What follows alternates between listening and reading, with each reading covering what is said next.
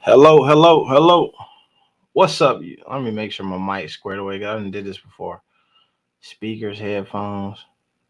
Hello, hello, hello. Yeah. We good. What's up, YouTube? It's your main man, AB the Hero, back again with another video. A live stream actually. We tapped in and tuned in tonight. We got a few topics that I wanted to touch on, but I really wanted to say Merry Christmas. Merry Christmas. Merry Christmas to all, and to all a happy Christmas, man. It's been a great year, and all of that good stuff, man. So I just wanted to say Merry Christmas, man, and I really wanted to just jump on here, have a cool little live stream talking about whatever.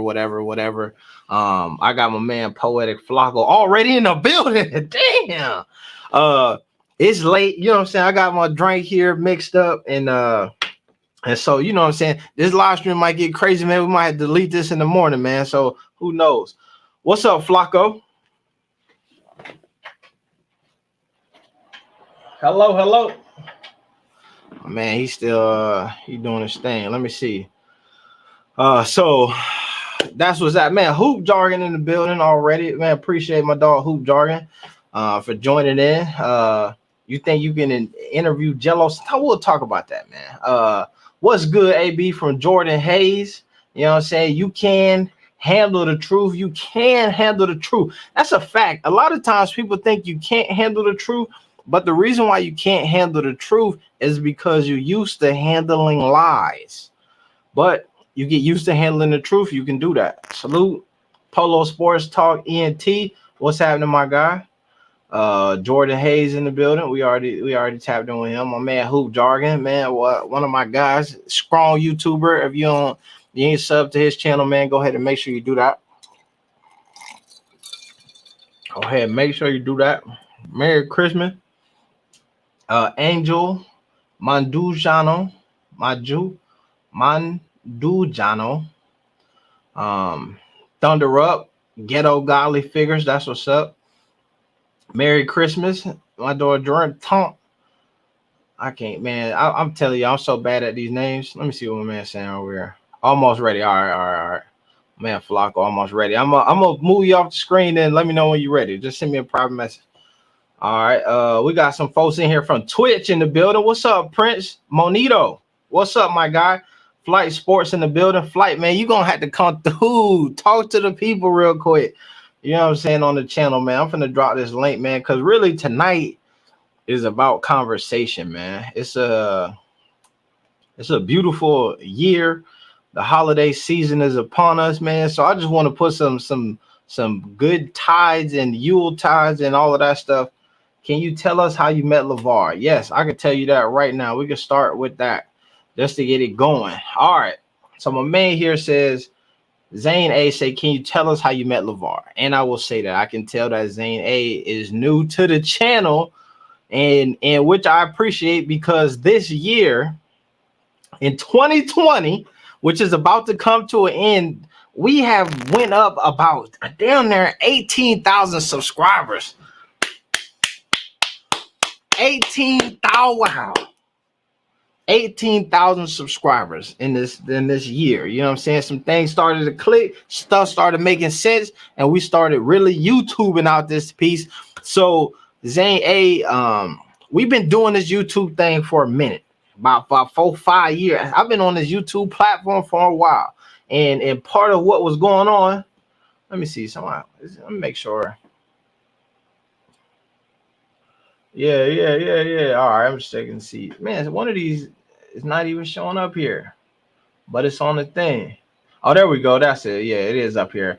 Wrapping Christmas gifts and watching AB the Hero. Dang, 12:30 a.m. here in Georgia. That's what time it is here, but we still going. You feel? Oh, shoot, we got my man Flight Sports in the building. Hey, pay homage, y'all. Pay homage. Pay homage to Flight Sports. Definitely pay homage. You already know, pay heavy homage. What's good, AB? How you feeling? I'm great, man. I'm great. Let me do this real quick, man. As we get to talking, I forgot to suit up for the occasion. And since you in here, I got to put this on for everybody. Let me see. Uh-oh. It was big holiday season, Flight Sports TV. I see AB, you already know what it is. Stop playing with us.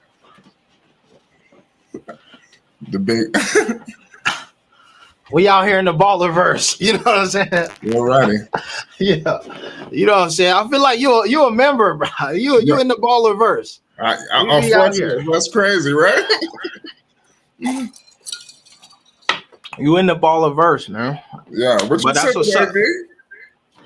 Man, I this shit right here, a little strawberry lemonade situation. With a little bit of with a little bit of stuff that, you know what I'm saying, pick it up a little bit on top of, you know what I'm saying? Yeah, a little. I can't go back downstairs, so I loaded it, you know what I'm saying? So that way I'm straight.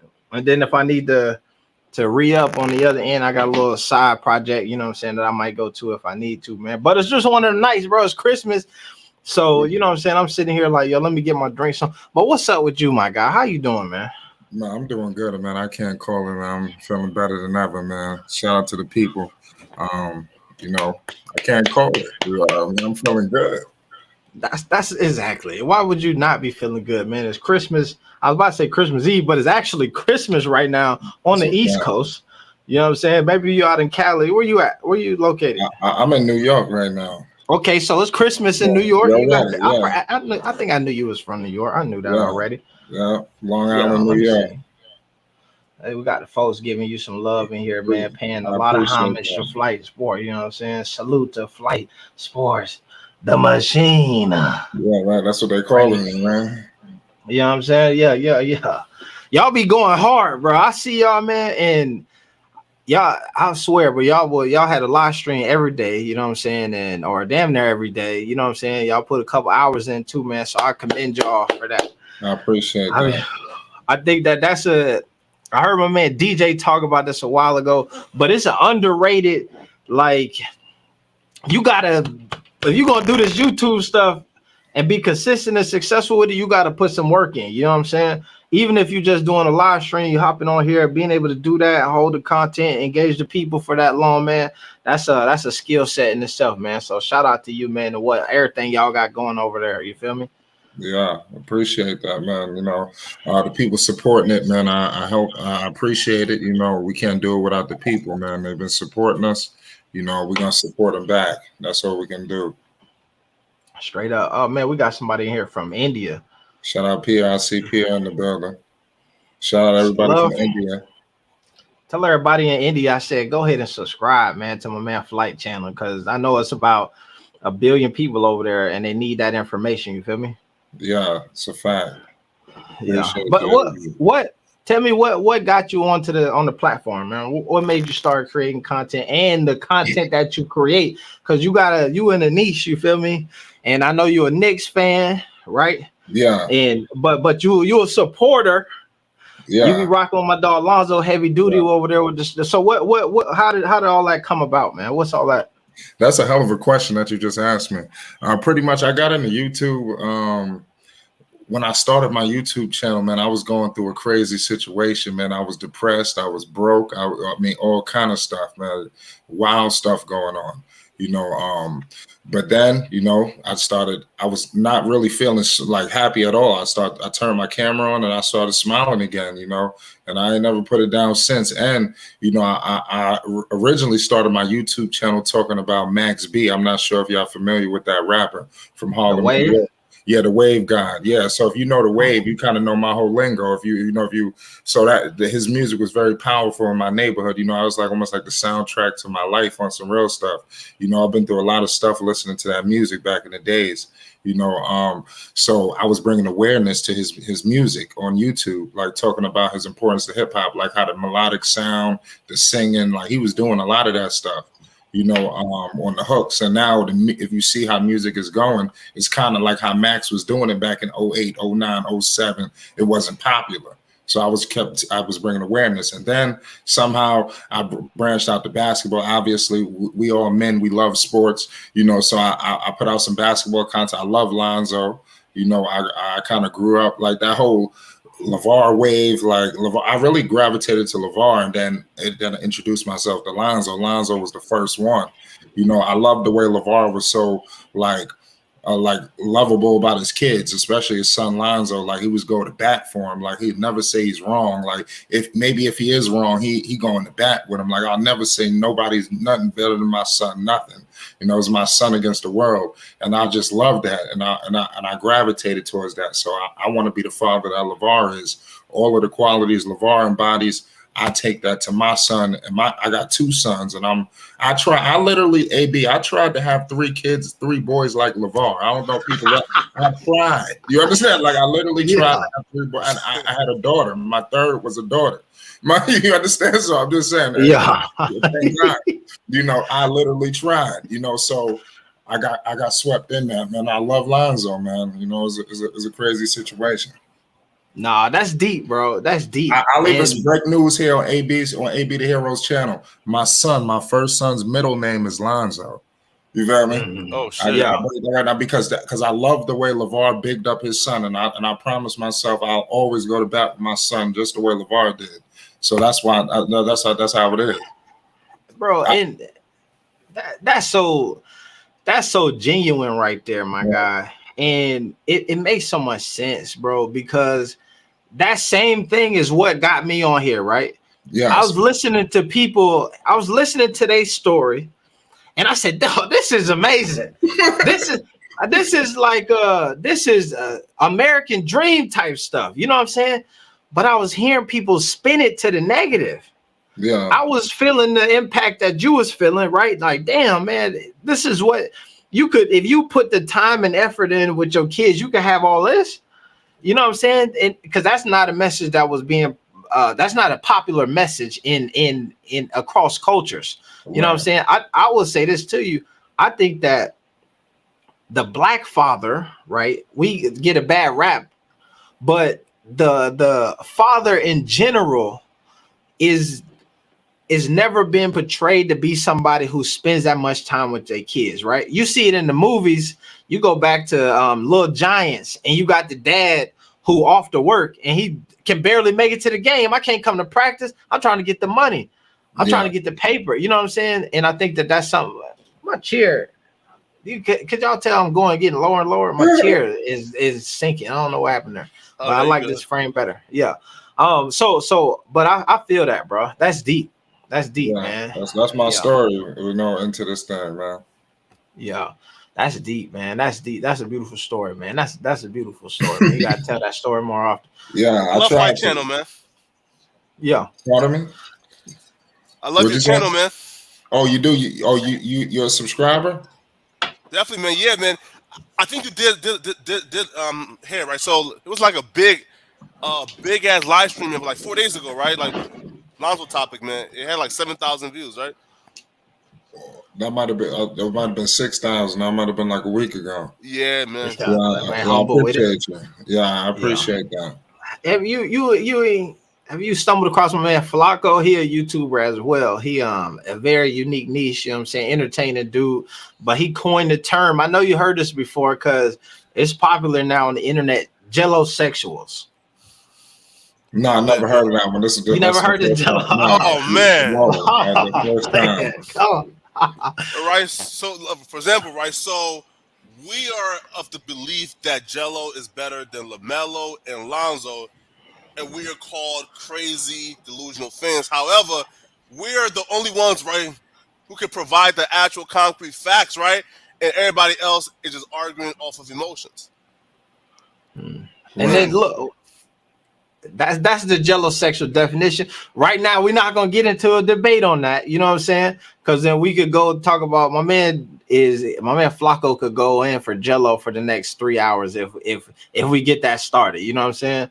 But he coined that term, Jellosexuals. You'll hear that often throughout the baller verse. You know what I'm saying? Okay. You know what I'm saying? But that's my guy. But he got a dope YouTube channel, Poetic Flocco. My dog just blew up. I think tell him, man, you a couple weeks ago you had how many subscribers? Like what? I had like 3,500, right? But like 2 weeks ago, right? Yeah. And then AB and Fahara gave me like that secret formula, man. Yeah. That little juice. Bro, 13 days later, man, I'm sitting at 18,600 subs right now, man. So Yeah. Well, round of applause, man. grinding, man. You feel me? Congratulations. Grinding, man. Congratulations. That's what I'm saying. I feel like my man Flocco, and I give him his flowers. He don't create his content is not he in the Ballerverse. His YouTube channel is not Ballerverse situational. Yeah. You know what I'm saying? Right. But it's still he got like a style of delivering information, man, that's unique and impactful, and then so people mess with it. So soon we were talking to him the other day, and I was like, bro, if you just go in and do what you got, you know what I mean, make these little oops here and here, you're gonna blow up, and then damn near instantaneously, my dog done blown up. That's you know what I'm crazy. saying? Big time. Congratulations. So, yeah. Yeah, man. So I appreciate you, man. The grind is real. Man, bro. it's real. It's real. It's real. It's real. It's tiring, man, but you got to be consistent, bro. I drop like 5 videos a day, man. It's like clockwork, dog. Yeah. Yeah, That's that's a good look. You got it, AB. My fault. No, you good. You good. So I think that, you know what I'm saying, obviously we just started this conversation, and I love what you were saying about, you know what I'm saying, Lavar kind of being the inspiration to getting you into this, you know what I'm saying? And I know my man Flocco, he ride with Jello hella hard, you know what I'm saying? Right. I will say the funny thing is, and it's unique to your story as well, is what made me do my first video many moons ago. You feel me? My man Text Will say he got a question I need to answer. I'm gonna get to it. Go ahead and drop your question in there, my guy. We're gonna answer that boy. But I remember I was watching some video and I was like, bro, I'm telling you, I had the same, like, damn, this is a story. This is amazing. Like, why are they hating so hard? Why not? I don't want to say hating because that's a trigger for a lot of people. Why are y'all so critical of this damn all-American story in my eye? And I'm sitting there typing, I got the comment. I was one of them, like, I had a paragraph, 2 paragraphs in, and I'm about to hit, soon as I was about to hit enter, I was like, damn, I can hit enter on this. And realistically, nobody of value is going, not nobody of value. I don't want to say that, but nobody, you know what I mean? Like, it's just, I done typed this whole thing up and I'm going to just leave it on this video. You know what I'm saying? And nobody who, you know what I mean, nobody's gonna really come through here and read my comment and then it have an impact to people. So I was like, yo, I gotta make a video. And then that's when I like cut the camera on, did a video, and it was interesting because in my like what did it call it? In my personal circle, nobody knows that I do videos AB the Hero. You know what I'm saying? Oh shit. Like nobody, folks I went to high school with, I wasn't like, yo, posting my videos, reposting on Facebook. Nobody knew, right? Mm-hmm. And I did this video, and I look in the comment section, my auntie in the comment section, niggas I went to high school with, you know what I mean? Like, it somehow had reached so many people. My first video, I looked up, and within the day, it had like 1,500 views, which is a lot for a first video. You know what I'm saying? And then I'm looking, and it's like my family and people I know in it. And I was like, yo, this message is something that resonates with a lot of people. And then that kind of kickstarted me down like this journey of YouTube. I kind of had already started or whatever, but it was already there. You feel me? No. But so, yeah. Your first video? The first one. 1,500, yeah. God damn, bro. Well, that's crazy. But that's what I'm saying. Now the next video wasn't 1,500 as well. You know what I mean? It wasn't like the shit took off or whatever. But that original topic and what I was talking about was like, you know what I'm saying, on point in a way. And then down the line, you know what I'm saying, more and more people who I knew had like kind of stumbled across my channel and all of that stuff. So we here today, you know what I'm saying, and doing all of this stuff, man. But it's dope, man. I'm hyped because right now, from what I'm hearing, all-star voting and things of that nature is starting to kick up. You know what I'm saying? Right. And I've been saying since last year, my dog LaMelo should have been an all-star as a rookie. I feel that. I was capping for that all last year. You know what I'm saying? Mm-hmm. And now I think that Lonzo was in a situation where he was about to submit himself as an all-star as well. I know my dog Flocco, he ain't there. He love Jello and all that stuff. But I think that it sucks though, because all of these postponements of the Chicago Bulls games really hurt him from unlocking the dragon. What? My man was going in them 5 games where it was either DeRozan was out or Levine was out. He went from a 12-point average. He rose it up to 13 overall in the whole season, but he was at 15 to 20 points a game in that time frame, and that's what my dog needed to get it. If they had not have postponed them games, right now he would have been going stupid on the offensive end and would have appeased a lot of the folks who need the box score in order to say you an all-star. Yo, AB though, we see this every year, right? Where Lonzo goes off for like 10 games, right? Have us thinking, Lonzo about to take off. And then Lonzo reminds us why he's a bust, right? He brings it back down to... Once again, that's not this conversation, though. Okay. We talking about all-star situation. In order to be an all-star, all you got to do is at the right time show the folks what you got. And my dog Lonzo had the prime moment. It's Christmas break. Everybody tuned in. All your favorite stars is out. They not hooping, and all the eyes on you, my guy. You know what I'm saying? And now all you got to do is ride out from December on into January, and then touch that thing off into February, and then all of a sudden you an all-star. That's what I'm saying.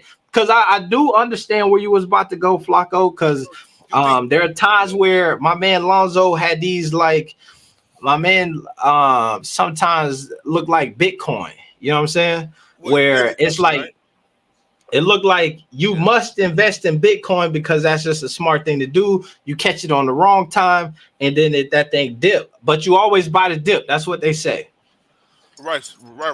Cool. So you had faith, right? That if Tomorrow would have set out, right, that Lonzo would have scored, like 20 points per game for the next 2 months?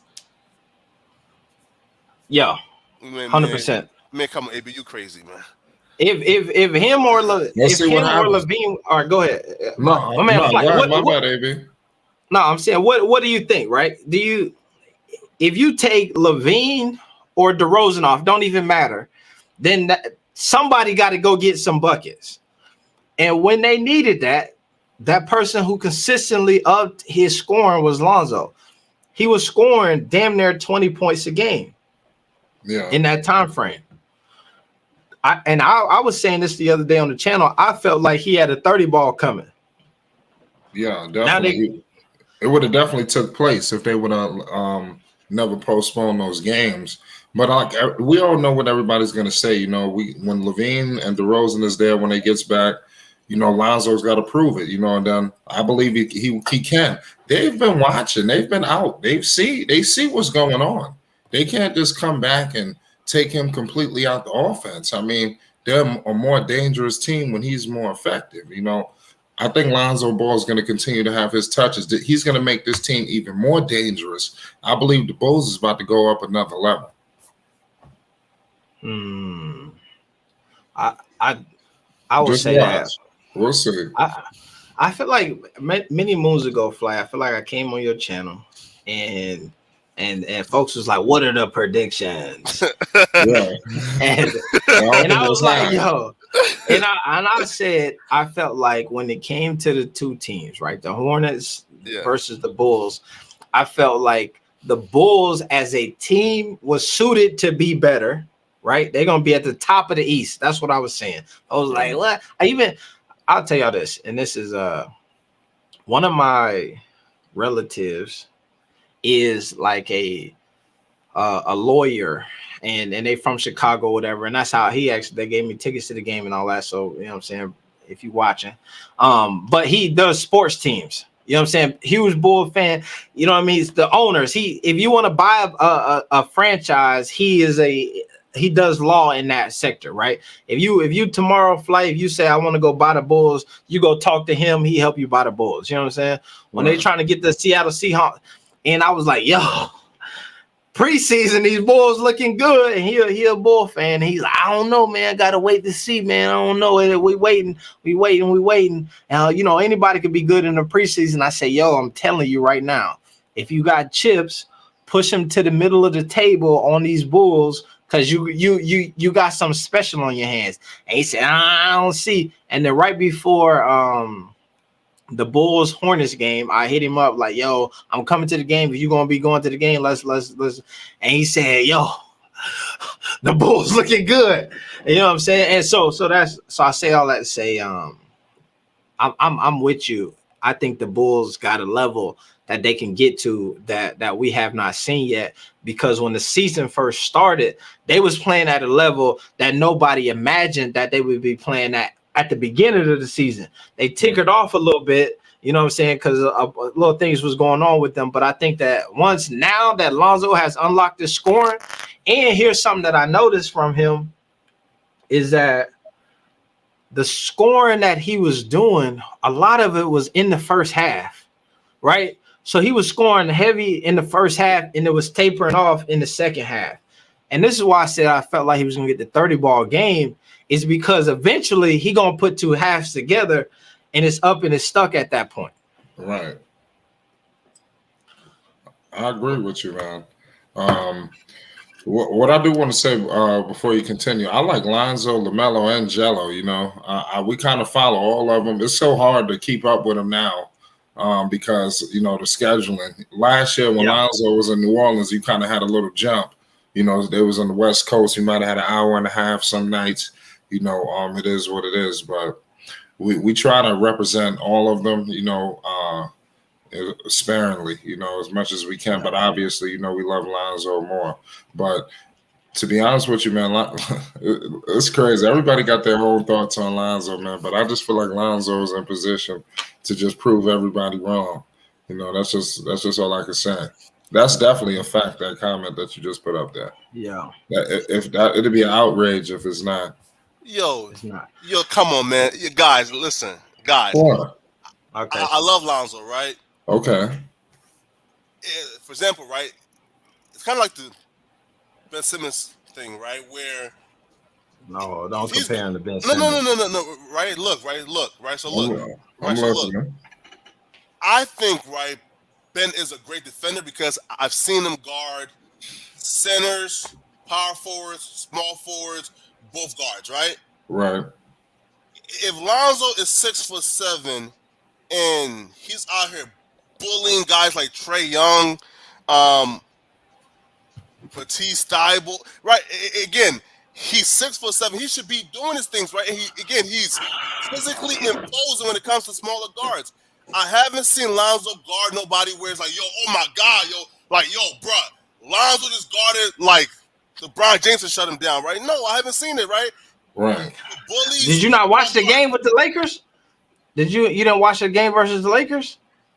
He guarded LeBron a couple times. Lonzo was on LeBron. Yeah. He was on LeBron a couple times. There was a period where they was like, Lonzo, LeBron is you. And they won convincingly. And Lonzo had a big game. So yeah, so that's what I'm saying. Folks got to give my dog Lonzo credit, and we got the man of the hour in the building, man. Coffee to the world, you know what I'm saying? Yes, I done seen Coffee on everybody's channel in the last like 3 days. My man did the rounds. With the same outfit on too, ready to kill him folks with that BBB. Yes, sir. Yeah. What's up, brother AB, brother Flocco, brother Flight TV. Look, Flocco, man, you gotta stop, man. Flocco, you gotta stop, bro. Zoe is an all-star, bro. And if you notice what he did the other game before that, they canceled the game. Bro had 20 points, and it was only the third quarter. You know what I'm saying? So he was on the way to the 30 ball easy. Easy, he could be an all-star this year. See, we have Levine last year. They were scoring points. We didn't do nothing. You know, San Antonio had DeMar DeRozan. They didn't do nothing. He averaged 26. See, but when you got Zoe, who not only spaces everybody out, who complements everybody, but he's a cohesive basketball player, come together as a cohesive team. That's something you just can't teach. He keeps the morale up. He gets your boy Tony involved. He gets your center involved. He get Booch going. He get everybody going, and he sacrifices. He give you what you need. So if I got to give you additional points or lockdown, all that Zoe giving you that, you just can't replace that. If they could, other teams would be doing that in the league. They ain't got that going. Zoe is a special dude, bro. It ain't no bandwagon, nothing like that, Flocco. It's just serious and real ball players know. And I'm Chicago. Everything Zoe giving us, we didn't have nothing like that, bro. We didn't have nothing like that. See, people misinterpret because Zoe quiet, right? They look at Zoe like an introvert, but he really a dangerous killer, an assassin. You can't teach that type of shit, bro. Called Lonzo Ball killer. Question for you, right? Listen, question, right? So look, we all know, right? That listen, right? Look, right? So Lonzo Ball is not making starters, right? So look, let's look at it, right? Look, not making it at all. Wait, right? Can Lonzo Ball make the bench on an All-Star team? So look, can Lonzo Ball make it over Bam? No, Jalen. Are y'all talking about this year? Wait. Yes, this year. I'm talking about this year. This year. I'm saying, listen. Give your names real quick, right? Look, right. So look, again, Bam, no. Jalen Brown, heck no, right?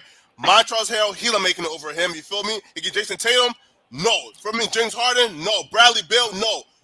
Trae Young, no. You gotta name guards, bro. You gotta name guards. Only guards. You gotta name guards, bro. You gotta come with the guards.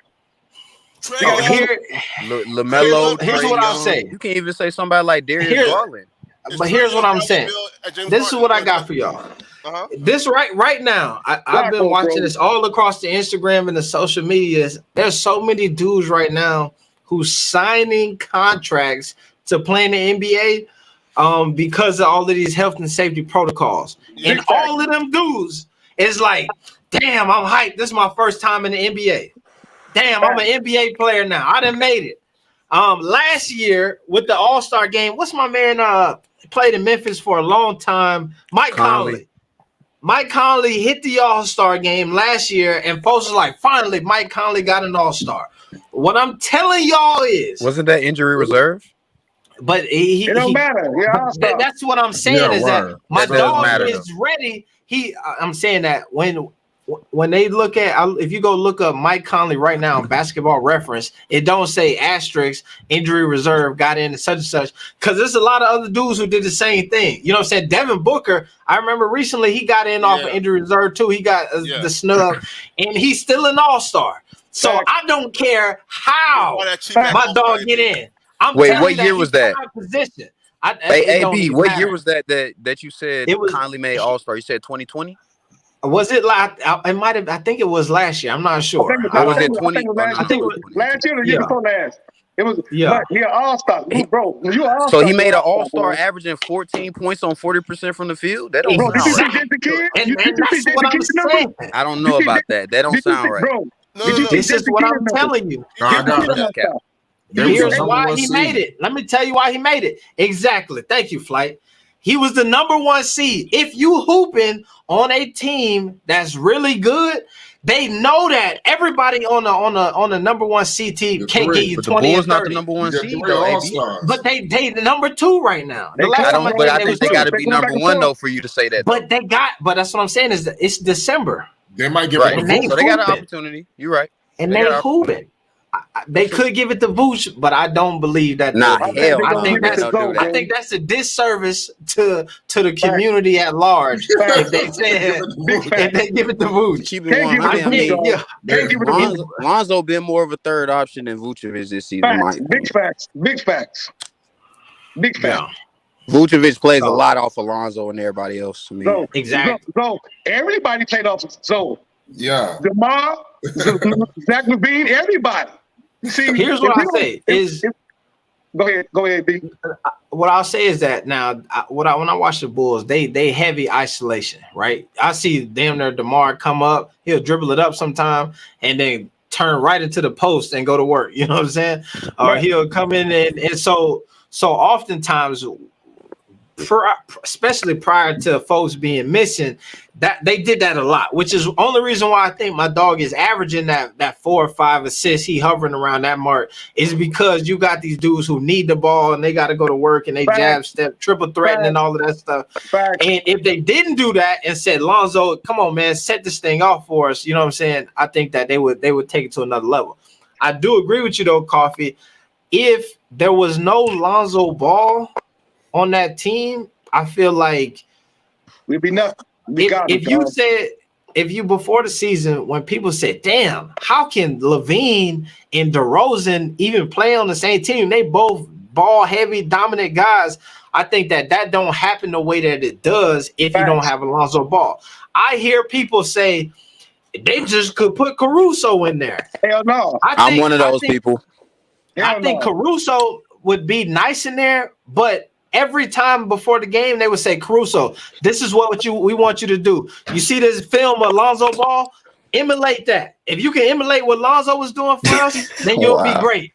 I think that's the blueprint. That's disrespectful right there. That's facts. That's facts. To Caruso.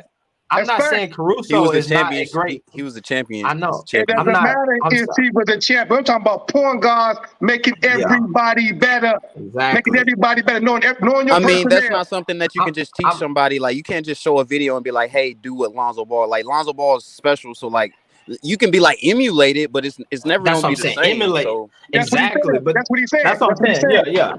That's what I think that they would do with Caruso and say, yo, bro. But Caruso is a hooper. Right, that's what I'm saying. Caruso a hooper. He might be all defensive team. Caruso, what you call a killer.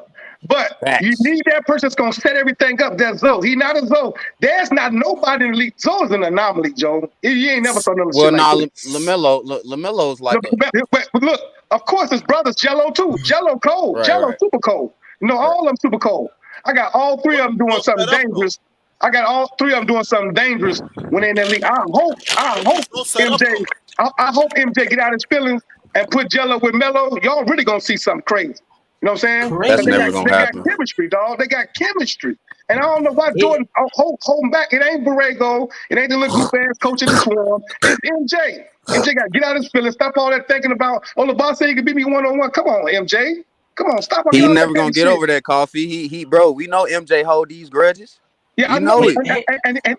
And that's a sad commentary, bro. He like that because you fucking up great basketball. You witness greatness if that man just say, you know what? Hey, Borrego, get off the bullshit. Let's bring him up, man. That's gonna be fucking up money, not even basketball. Facts. Here's what I say. Now, let me shoot MJ some bell. I don't necessarily believe that he really holding grudges, right? Because I think that, and I had this on good authority, that MJ was ready to have a Ball Brothers situation in Charlotte. He was ready. He got the paper and like, shit, let's do it. And then things happened and didn't come true. So because of that, I don't think that he like super in his feelings because of LaVar and one-on-one and all of that stuff. I think that at this point, you know what I'm saying, I feel like MJ over the years has taken so much slander for not being a great GM that he got a guy like Mitch Kupchak in there. He got some other folks who he listened to, and he like, yo, y'all have it. I'm out the way on this one. Let me know, run it by me if you need to, but I'm with it. That's you know cap, what I'm saying? I think he got his hand more. I got to respectfully disagree with that one like that. He got his hand all the way in the cookie jar. He got his shit all the way in there. He got his shit all the way up in there. I'm talking about he got his whole shit up in there. It's funny, yo. I'm thinking Dion. MJ got his whole shit up in that motherfucker, man. You know, MJ got the hands like this too. MJ got his whole rod in that motherfucker, man. MJ got some BS. Like Mitch Kupchak, no doubt. But Mitch Kupchak got to get the okay. And like, Mike, so you want me to still be on this bullshit? Okay, I'm gonna still be on this. Still be on this bullshit. They keep the bullshit going. And then once MJ say, okay, look, let's cut the bullshit. They gonna hit Jello. They gonna win this race. But like you said, he fumbling the bag. You ain't got to do that, man. I mean, we thank MJ for bringing him in. And I'm so glad that Zoe made his own mind to go to the Bulls because who knows what he would have been on if he would have got all 3 of them. No, MJ, that motherfucker so petty. He probably would have set him out on some petty shit. On some, you said you could beat me, and watch what I do to your sons. On some stupid shit. Right. You know what I'm saying? So I'm glad Zoe did that. Zoe showed it. Now we got two options. Now it's like, well, you keep fucking up. We got the Bulls over here, and on top of that, we got Steve Ballmer. We got the $80 billion motherfucker that really want them ball. Don't say Clippers, man. He really want it. And he got that paper, and can't nobody contest with him. Can't nobody put that paper up. Not even the NBA itself ain't got that type of bread. So he like, look, MJ, keep from the bag you want to. You got 3 years. And LeVar just sitting back chill because he know, I'm telling you, LeVar's so fucking cold. People don't, man, they don't get that man his problems. He's so cold. He on a whole other level with this shit, dog. Like, I heard what Flight said, and I heard what you said, AB, and I'm inspired by that too because when I saw that brother in 2016, and I got a chance to meet him in 2017 and over there in Harrison with Tina, and they came in with his brothers, man, I'm just in love with LeVar because as a black man, we want to represent. And if you got children, you want to really represent. And when he set the patterns, he set the stage, ain't no way in the fuck you can debunk that. We shouldn't be pushing the narrative like them goofy motherfuckers be doing Stephen A. Smith. That's what they do, and they run with that narrative. So we say, LeVar is all this, but you can't say but. It should be no transitional words. You should be like, LeVar Cole, and that's it. Because once you say but, everything you said before that but was some bullshit. What you really mean is about to come out to that but. That's what you really mean about Jello, Zoe, and Melo. Don't say no buts. Because if you're going to do that, you might as well depict every NBA player in the league because everybody got a butt. Everybody got a butt. Every player. Every player got some imperfections. Every player got some shit they need to work on. Each player. Think about it. Go ahead. Go ahead. I can't hear you, bro. No.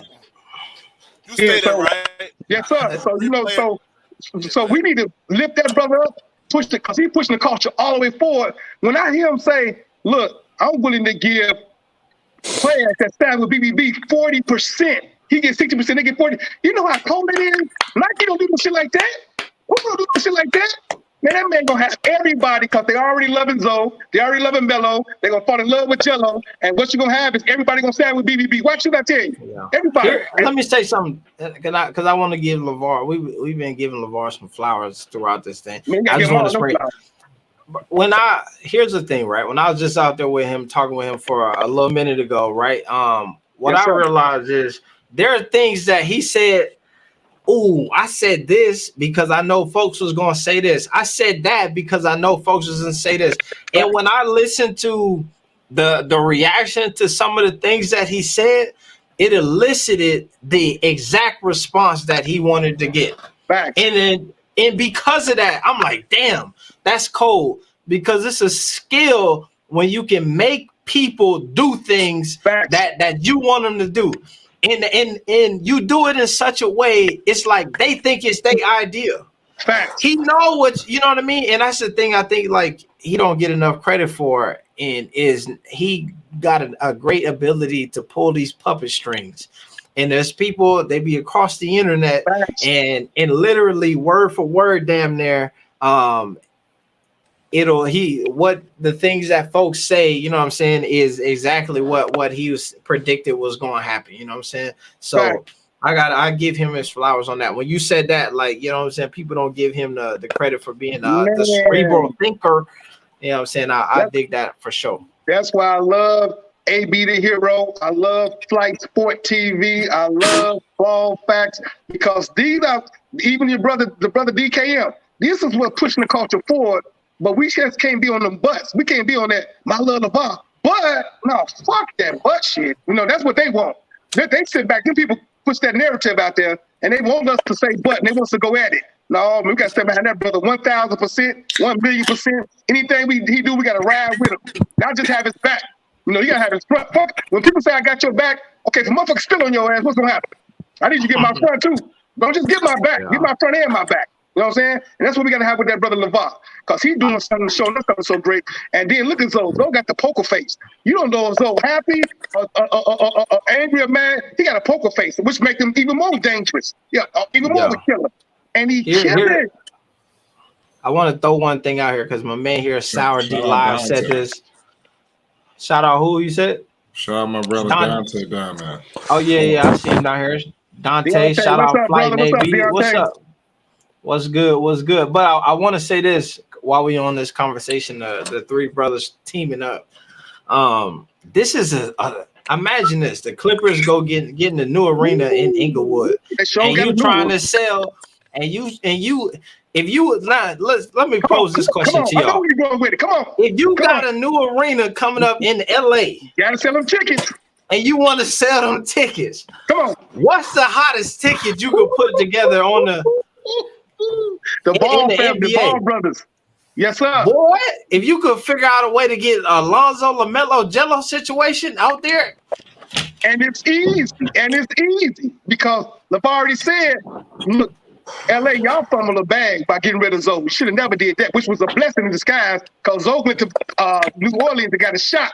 He worked with the shot doctor and got a shot. Now it's really crazy. You know what I'm saying? So he went in there with adversity and even came up and redid himself and just came up even cold. Now you got Steve Ballmer, the motherfucker that got all the damn money. I'm telling you, he got more money than the NBA. And then his best friend is Bill Gates. You can't wrestle with that dude. so now, if motherfucker ain't in line, Michael Jordan, he got about $2 or $3 billion. If them motherfuckers woke up with Michael Jordan money, they'll kill their motherfucking self. You know what I'm saying? Come on, so man. He can't even fuck with it. So that's why I say, Mike, make LeBron happy. Get off that dumb shit right now. You got 3 years to prove yourself.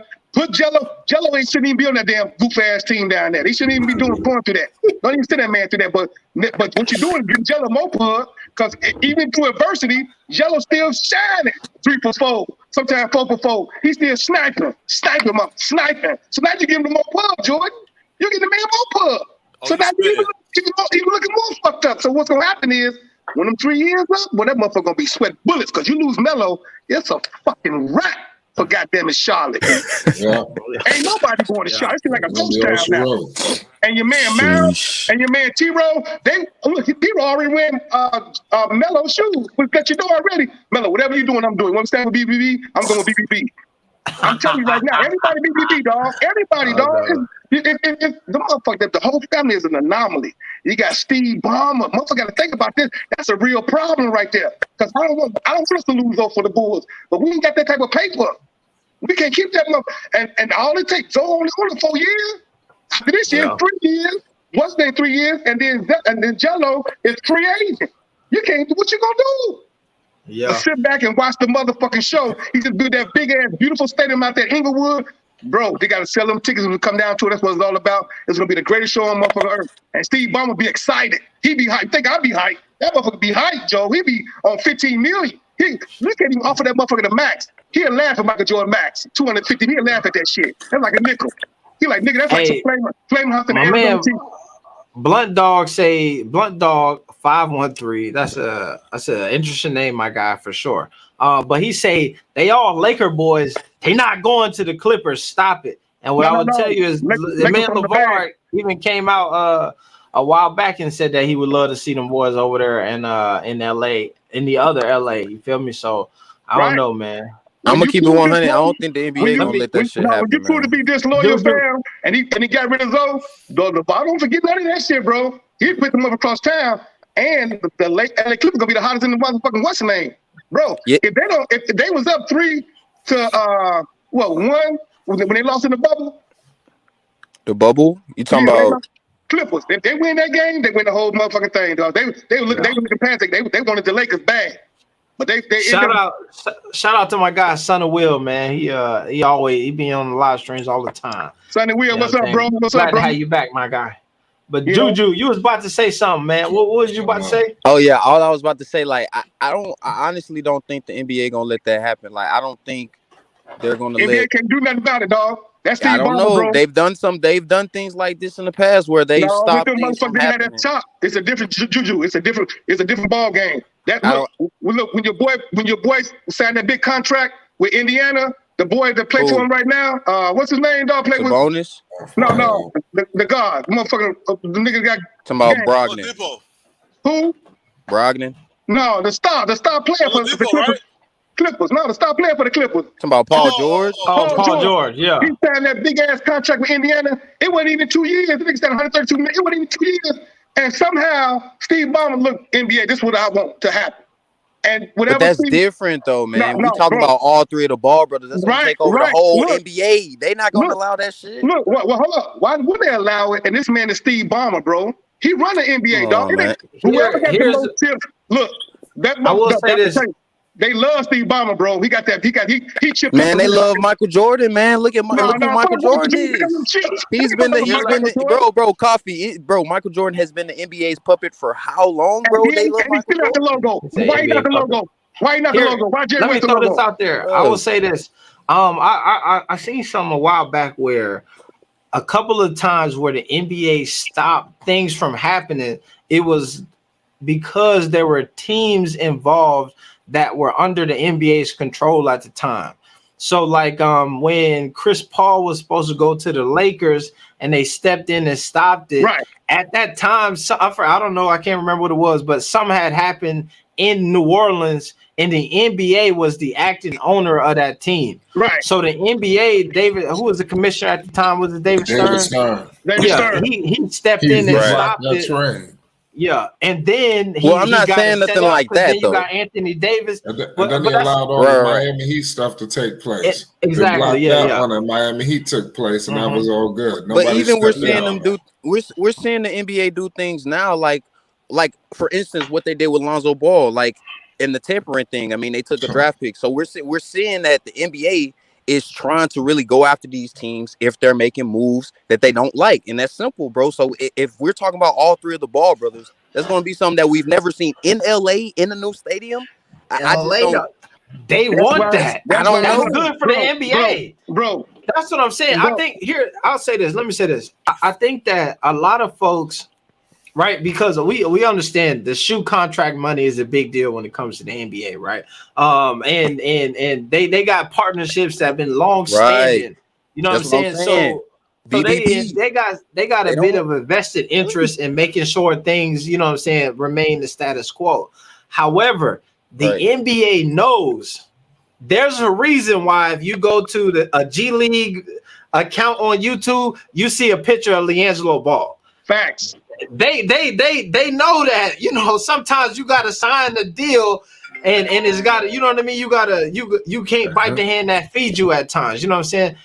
They know. You look at Michael Jordan, everybody and their mama, anytime somebody out with my BBB, they be like, man, Lavar, what he said about Michael Jordan, I can't never forgive him for that. Michael Jordan said, boy, bring up LaMelo over here. I need butts in my seats. And I'm saying that to say that you think that they care about the BBB and all that stuff, man. They do. I think they do. They know that LA, that's a huge market, and everybody and their mama is going to put the Los Angeles Clippers on national television. That's billions of dollars. Billions. And billions. It's about the dinero, bro. At the end of the day. And then that's not league pass money. That's then, billions of dollars from ESPN, ABC, NBC, because we know people tapping in, and that's late night money too, because it's over that way. So I'm just saying. And I understand that point, but I just Juju. I don't know. Let me ask you a question, Juju. Who's the commissioner of the NBA right now? Mr. Adam Silver. You think Mr. Adam Silver don't talk to Steve Ballmer? Like, pretty sure he does. I'm talking about real. I'm talking about going golf together. I'm talking about Steve Ballmer, whatever you want us to do. What you want us to do? He might go golfing with Jordan, but I don't know. I don't know. He probably does. You know, Steve. Look, bro. Between me and you, and I ain't gonna say it on AB Live. You know what Adam Silver is, right? Okay. You know who Steve Ballmer is, right? Right. They ain't with Michael Jordan, though. They ain't spend that type of time on Michael Jordan. They spending time with one another. I can understand that, but it's also like the BBB thing, right? Because if you do have all three brothers on the team, you can also relaunch the brand. So then you're going to also have the BBB versus Nike, Jordan, Adidas, all these other Puma, all these companies. So I'm pretty sure he golfs with those dudes as well, and I'm pretty sure they don't want to be rivaling with BBB. Like, I'm gonna give you some more. Juju, I'm about to give you some more. About to really tell you up. So you know, Lavar is close with Kanye West, right? Don't do that, bro. No, I'm about to mess you up. Check me out. Don't do that, bro. Check me out. Hold on. Check me out. Check me out. So it's all about big bank to little bank. You know he close with Kanye West, right? Have you been watching the papers lately? Kanye West is rocking with Elon Musk. Elon Musk is loving Kanye hard. Elon Musk is the richest dude on the planet. Got more money than Jeff Bezos. So now you got Steve Ballmer, you got your boy Elon Musk, whatever you need to fight for. Kanye is trying to build his own league, though. He's trying to make his own league. Now hold up, I'm just saying Kanye went to the joint when LeVar was overseas doing his thing with the JBA. He was there supporting 1,000%. So all I'm saying is, well, big money talk, not that little money. Big money talk, and all them brothers is different than us. We all brothers on some certified, diversity. We all brothers. I can understand. They got their own situation, but if you see it now, you see Elon Musk is going at it with Jeff Bezos. They don't even like each other. So you know how you said who? Jeff who? Jeff Bezos. Elon Musk and Jeff Bezos don't even like each other. So they do things like this. Okay, I don't like you. I don't like you. Okay, then I'm gonna get you back. You know what I'm gonna do? I'm gonna support Lavar Ball. Fuck y'all. I'm gonna support Lavar Ball, and they put that money behind them. Now what? Nah, come on. I can understand that, but I don't think that's gonna be enough for the NBA to be like, okay, we just gonna allow Lavar Ball to take over the league. Let me say one thing to y'all. Let me say something. Is that one of the things that I have learned, and I won't go into too much detail on this, but I will tell y'all that I think that people do not, because I don't let me watch what I'm saying. All right. So I'm gonna say this is that there's a misconception about LeVar Ball and the Big Baller brand, right? You gotta remember this, right? So to us, FUBU, we be like, damn, nobody rock FUBU no more. You know what I'm saying? But then by the time we be ready to get rid of FUBU, somebody be done bought FUBU for $75 million and be selling that shit in Walmart and then making billions of dollars off of it. You know what I'm saying? So in by the time we get ready to be like, man, nobody even checking for that, somebody else be done like, damn, hold on, wait a minute, this a $1 billion business. What y'all talking about? What I'm saying to y'all is that there's potentially people, and I don't know this to be true. I don't know. Y'all don't know me. I don't know nobody. I don't talk to that got the money and who's like, hell yeah, I see the traction. I see that when I scroll through the NBA, I watched that the G League, in order to get views, they got to put Delo up there, even though they're not putting him in the highlights. I caught it's of my attention that the Chicago Bulls now they got a whole new fan base. I've realized that the Charlotte Hornets Swarm team get viewership that average that matches up with some of these low market NBA. You know what I'm saying? Like people watching that. And they say, wait a minute, bro, there's some money to be made in this situation. That's all I'm saying. I'm telling you. And so I think that for us on the, we just, good, wholesome human beings, we be like, we be like, they would never do that because they got pride and they might be petty and they do all that. Right, they are. That the NBA is though. That's my point about it. Is that the NBA, anytime you got owners who worried about this, you ever heard people say this? Any publicity is good publicity. Good publicity, that's right. And then so what that means is that we don't give a mother what is going on. If your name in the headlines, there's some money to be made here. There's people right now who got billions of dollars who be putting their money around. What's the dude that I don't want to say his name on here, but the little dude who just got off in Wisconsin for shooting a bunch of people. Right. You're right. We know you're talking about. And they out here celebrating him because they know folks got some money with that. And that's what I'm saying is that people look at and they see, for us, we debate LeVar Ball and whether or not Michael Jordan can beat him in one-on-one, but to them, they feel like even the fact that y'all even talk about that 2 years later. Imagine if I got on here and said I could beat Michael Jordan one-on-one. Y'all would forget about it in 2 days. You know what I mean? It would be over. The fact that people even talk about that to some people is like, yo, this is an opportunity to make money. There's some traction in here. My man FYS Sports in the building and DJ's Raw and Cut Truth in the building. What's up, y'all? Brother DJ? What's up, brother? You got a star-studded panel. Yes, sir. Star-studded, we out here. Yes, sir. What's up, DJ? What's good, Coffee? What's good, brothers? What's that? Give me your take on what you think about that business right there, about the Ball brothers and potentially going to the LA Clippers because Steve Ballmer got all the bread and all the money, and he got more money than the NBA itself. As a Laker fan, I don't want to see that shit. Excuse my language, AB. I don't know. I don't respectfully. I don't want to see the Ball brothers and the Clippers. I got too much Laker in me. I just don't want to see that. But let me ask you this, DJ, because I think you're more of a LeVar fan more than a Lakers fan. You know, because being a brother, you're gonna support that family, right? So you've been seeing the BS that's been going on through the years with the family and all the game within the game, right? Yeah, about that, man. About that. When it comes to like when you said the Clippers, I'm not ruling that out. But again, I grew up as a Laker fan all my life, so to see them on in a Clippers jersey, yeah, that just if they do it, that's them, and hey, they make their own decisions. DJ, I got a question for you. DJ, I got a question for you because do you think the NBA is going to allow? What you said, Jew? Do you think the NBA will allow all three of the brothers to be on the Clippers in Los Angeles and basically take over the NBA? Well, it's when you say allow, you know what I mean? they control everything. You like, know what I mean? Individually, the NBA is not going to stop a couple of brothers on picking their teams. Facts, especially Steve Ballmer.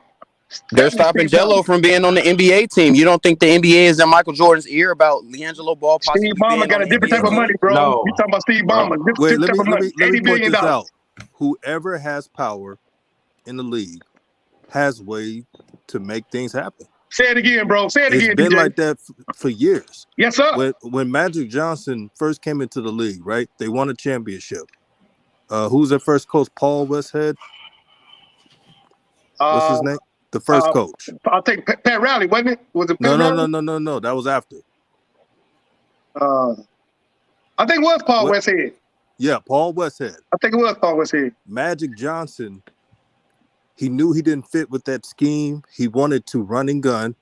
So he got rid of the first coach and then got Pat Riley. When you have power, facts, you can get away with things. Magic had a voice. Magic was Showtime in LA. Come on. DJ, I got one more question for you too. Yeah.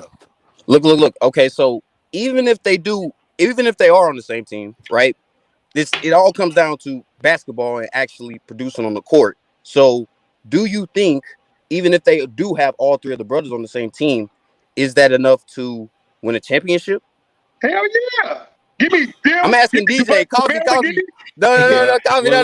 This is a DJ question. No. DJ, I need your answer first. Yeah, I can't. I there's so many talented players. I can't go and say, oh, they're gonna win a championship. Lonzo hasn't won a championship. It's a team game, of course, but none of the Ball brothers have won a championship in the league. So I can't say they'll automatically win a championship. That goes against any basketball common sense. I would love to see that as a fan, but I got to see it to believe it. Okay, look, DJ, you saw LeBron win the championship last year, right? Is he gonna win one this year? Brother, come on, man. You see how talented the league is, Coffee? Like this ain't no cupcake league, man. LeBron won last year, right? No. Is LeBron gonna win this year? You talking about LeBron? It's 36, bro. This man got no knees and nothing, bro. Like he's not the same player. Like you just gotta drop down off the court and go down to the four, get that goof ass Westbrook up out of here. You know, I don't turn over here. That's killing you. The Lakers, bro, we cannot compare this to like the Ball brothers situation, in my opinion. All of the Lakers dudes should be rolling around in wheelchairs, bro. We're talking about the Ball brothers all in their prime. How good can they actually be? Are they going to be able to produce and win at a high level? Now, you know what I'm going to tell you? I'm going to tell you, right? I'm going to tell you, with them three, because they got the best chemistry, and then go get me Dwight Howard and JaVale McGee, and we cook it. What? You gonna get 2 35-year-olds, bro? Come on, they not gonna be NBA body. Yeah, we need somebody else. Come on, bro. Here's what I say. Get Eli Scott. I like that better. Here's what I like to use this logic sometime, right? And it's just me, right? And I want to hear my man FYF on this because I know he got an opinion over here. Because he show up when he got something to say. I know he got to say it. So shout out my man FYF. But here's what I'm saying. If I go to if you're a hooper and you pull up at the YMCA right? And you're an NBA player. I expect you to cook everybody, right? I expect it to not be close. You know what I'm saying? And then you tell me, oh, I hope D1. Then I watch you at D1 and you cook everybody. It's not close.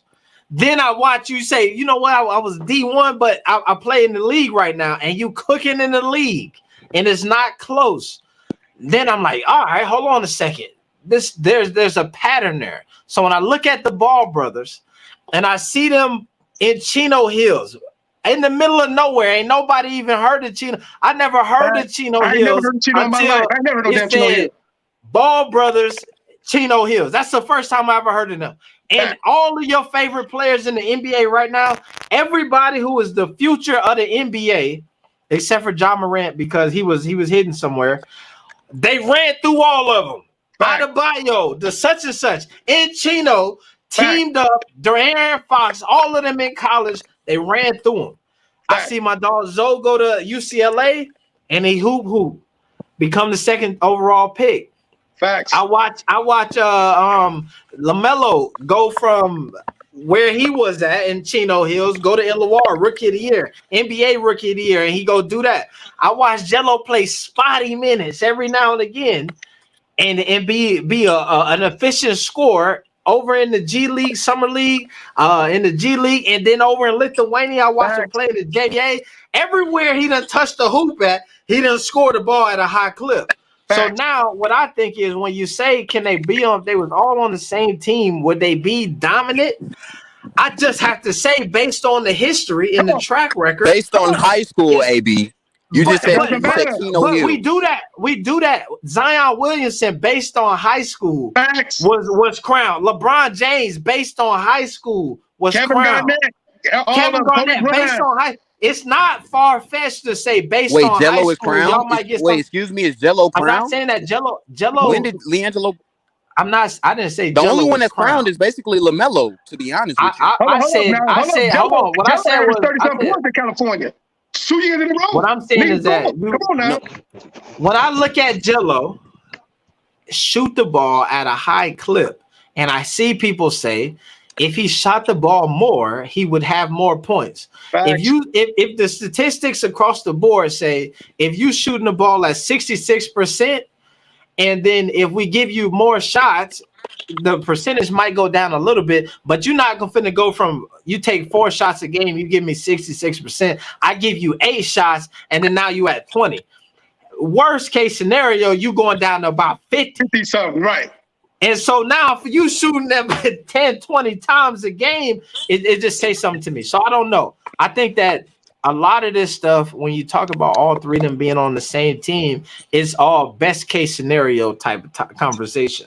And so for me, and maybe this is just me and my, like, you know what I'm saying, imagination and my positive vibes, I like to think of if you put them all on the team, best case scenario, they're going to give you the best possible circumstance of the situation. Now, I think that if we watch the trajectory of LaMelo's career, Lonzo's career, and even Jello's career, we see that there's external circumstances that can be put in play that can stifle that. You could put all three of them on the team and say, you know what, we're going to slow this thing down and run a half-court set, and we want y'all to run a triangle pick and roll, and you won't maximize what they're doing, and it'll look trash.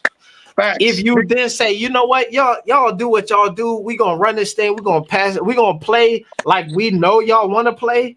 Because when you look at Lonzo, I seen my dog Lonzo, he grabbed a rebound, was falling out of bounds, and threw the ball for a bucket. Man. Come on. I watched LaMelo damn near do the same thing to beat the half-court buzzer. So I see what type of game they want to play. You put the wrong coach in there. You put a what's the boy from not D'Antoni, sorry, the boy from New Orleans. They put him in there for 1 year. Gentry, what's the other guy though? The guy Van Gundy. Van Gundy. Then I think you get a terrible situation. Gentry was actually pretty decent though, but Stan Van Gundy was absolutely terrible. Stan Van Gundy was terrible. FYM, you in there? Yeah, I'm still here. What's good? What's up, Lamont? I know you got some thoughts on this, man. So, y'all said the Clippers. Y'all said Ballmer got unlimited pockets. problem with unlimited pockets in the NBA is that there's something called a salary cap. Yep. And the Clippers are over the salary cap until the year 2025. They don't care about you paying taxes. Hold on. No, let him finish. Nope, don't do that. Let him go. Let him go. Let's go. Hold on. Let's go. Turn them up. Hold on. First of all, they're $56 million over the salary cap. This is why they can't execute any trades right now. This is why they can't sign any major free agents right now. This is why they won't be making any major moves, basically until Kawhi Leonard and Paul George, Luke Kennard, Morris, Terrence Mann, all of those guys get off their books, which is 2025. So unless you guys are willing to wait 5 years for this to happen, that's the only time they'll be able to make this happen with the Clippers, and it's a pipe dream right now, so that's impossible. The second thing you got to add to this, why not wait 5 years? So you basically saying he gonna trade for him? No. Hold on. First of all, he's not going to trade Kawhi Leonard or Paul George for Lonzo or LaMelo or none of that. So the second part of the equation you got to add into is what do they want to do as individuals? See, we keep saying it'll look good together, but does Lonzo want to do that? Does if let's say somehow the Chicago Bulls luck up and win a chip, do you think Lonzo's leaving that? Yes. Okay, you can say that now, but I don't believe so. Hold on, let's say. First of all, second of all. I mean, he could. Let him cook. Kawhi won a championship in Toronto. He left. Hold on. Second of all, Jello ain't even played a game in the league. We don't even know if he's gonna make it to the NBA. Facts. And you talk about some crown, AB. Stop. I did not say Jello was crown. I didn't say Jello was crown. I'm just saying no. FIF, keep going. All I'm saying is we keep saying this big pairing of these three. Jello ain't even made it to the NBA to even be a big three on anybody's team. Man. He got to get to the league first and get a contract. It's coming. So hold on. No, second of all, it's coming facts. That's facts. And third, with Jello, as I've said 1,000 times, he is killing his any aspiration he might have had to make the NBA went down the hill when he signed with a G League team. If he really wanted a shot at making an NBA roster, he would have went to the NBL or overseas where they would have took him seriously and not used him as a prop or puppet or gimmick on a team, and they would actually play him to go win. Right now, he's on a team that's using him as a prop, a puppet, and a gimmick for SEO, search engine optimization, for the algorithm. So until he leaves that team and makes the right decision and goes somewhere where they can actually use him, and so he can showcase his skills, he's not going to know, he's not getting called up. Even with all of these COVID cases, he ain't got called up yet. We've seen some of the bummiest players get called up. He ain't even got, his number ain't got even looked at. So what makes, so first of all, he has to put himself in a situation to even get evaluated by the NBA, which he's not right now. Okay, you ready? Let me debunk all that bullshit. Hold on, wait 1 second, Coffee. Let me, because I know you finna. Let me say before you go, Coffee. Let me see if somebody else. It's gonna be about a half hour. Yeah, that's what I'm saying. Let me see if somebody else. Let me see if somebody else got an immediate response, because I know I want to let you cook, and then I know everybody gonna be chomping at the bit. I ain't heard from a man Flocco in a minute. Flocco, you still there? Shout out to everybody on the panel. What's good, DJ? Facts. What's good, man? Peace and blessings, brother. Yes, facts. What's good, Juju? Everybody good? Everybody good. What's going on? Merry Christmas, brothers. Merry Christmas, man. Happy holidays. Merry Christmas. All right, Coffee, go ahead, man. What's up? How you feel about that? FYL. Hold on. Hey, I ain't got to speak yet. Let me run something real quick. You're right. Yeah, Doughboy, what's up? Yeah. So, I mean, the thing is, right, I'm going to do it one by one. All right, so let's start with Jello, right? I feel like anybody with eyes can see that Jello is being hindered. Like, not from a, let's say, not from a, like from the top down, right? Let's say just from a basketball perspective, anybody that's looking at the game can see that the man is like hidden in the corner. He is your best shooter. This guy is literally shooting a better percentage than Steph Curry right now, with lower shots, of course. But still, if you really look at it, right, the man is your sniper. Why are you not giving him the ball when he's wide open in the corner? We've seen this time and time again. Shout out to Ball Facts. I got an easy answer for you. This man be wide open in the damn corner, and they're not giving him the ball. Doughboy. Facts. Here's an easy answer, Doughboy. Okay, all right, let's go. The G League. The G League is the G League is really only used to develop first and second round draft picks. It's not used to develop They guys that ain't drafted. Okay. Hold on, let me tell you. They develop He Alex went to a Caruso. league.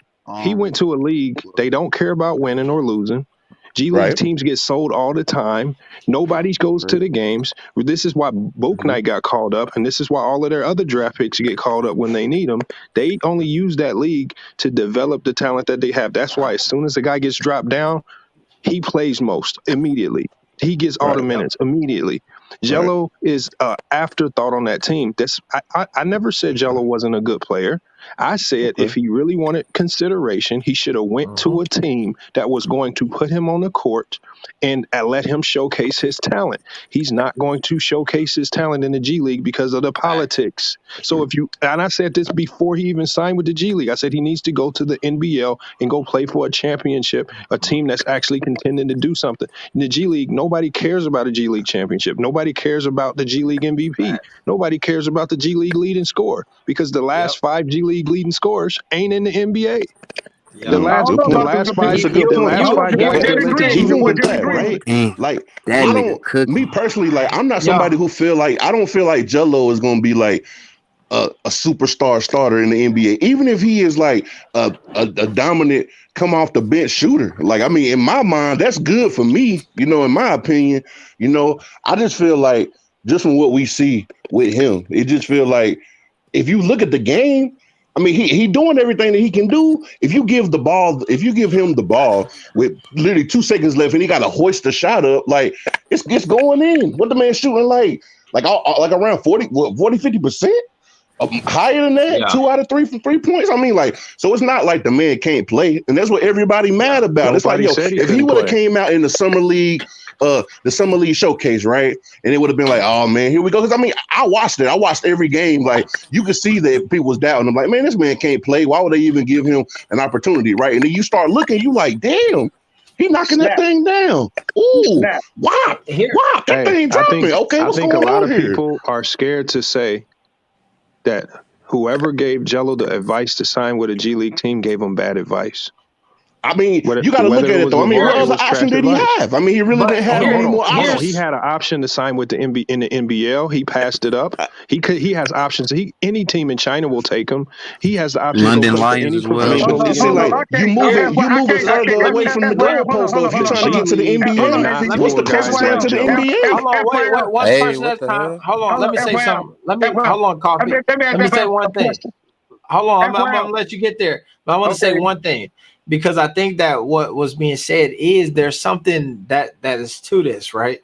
And I think that the gift and the curse that the brothers have is that they already came into these situations with so much, right? So most dudes who like take the trip overseas is out of necessity.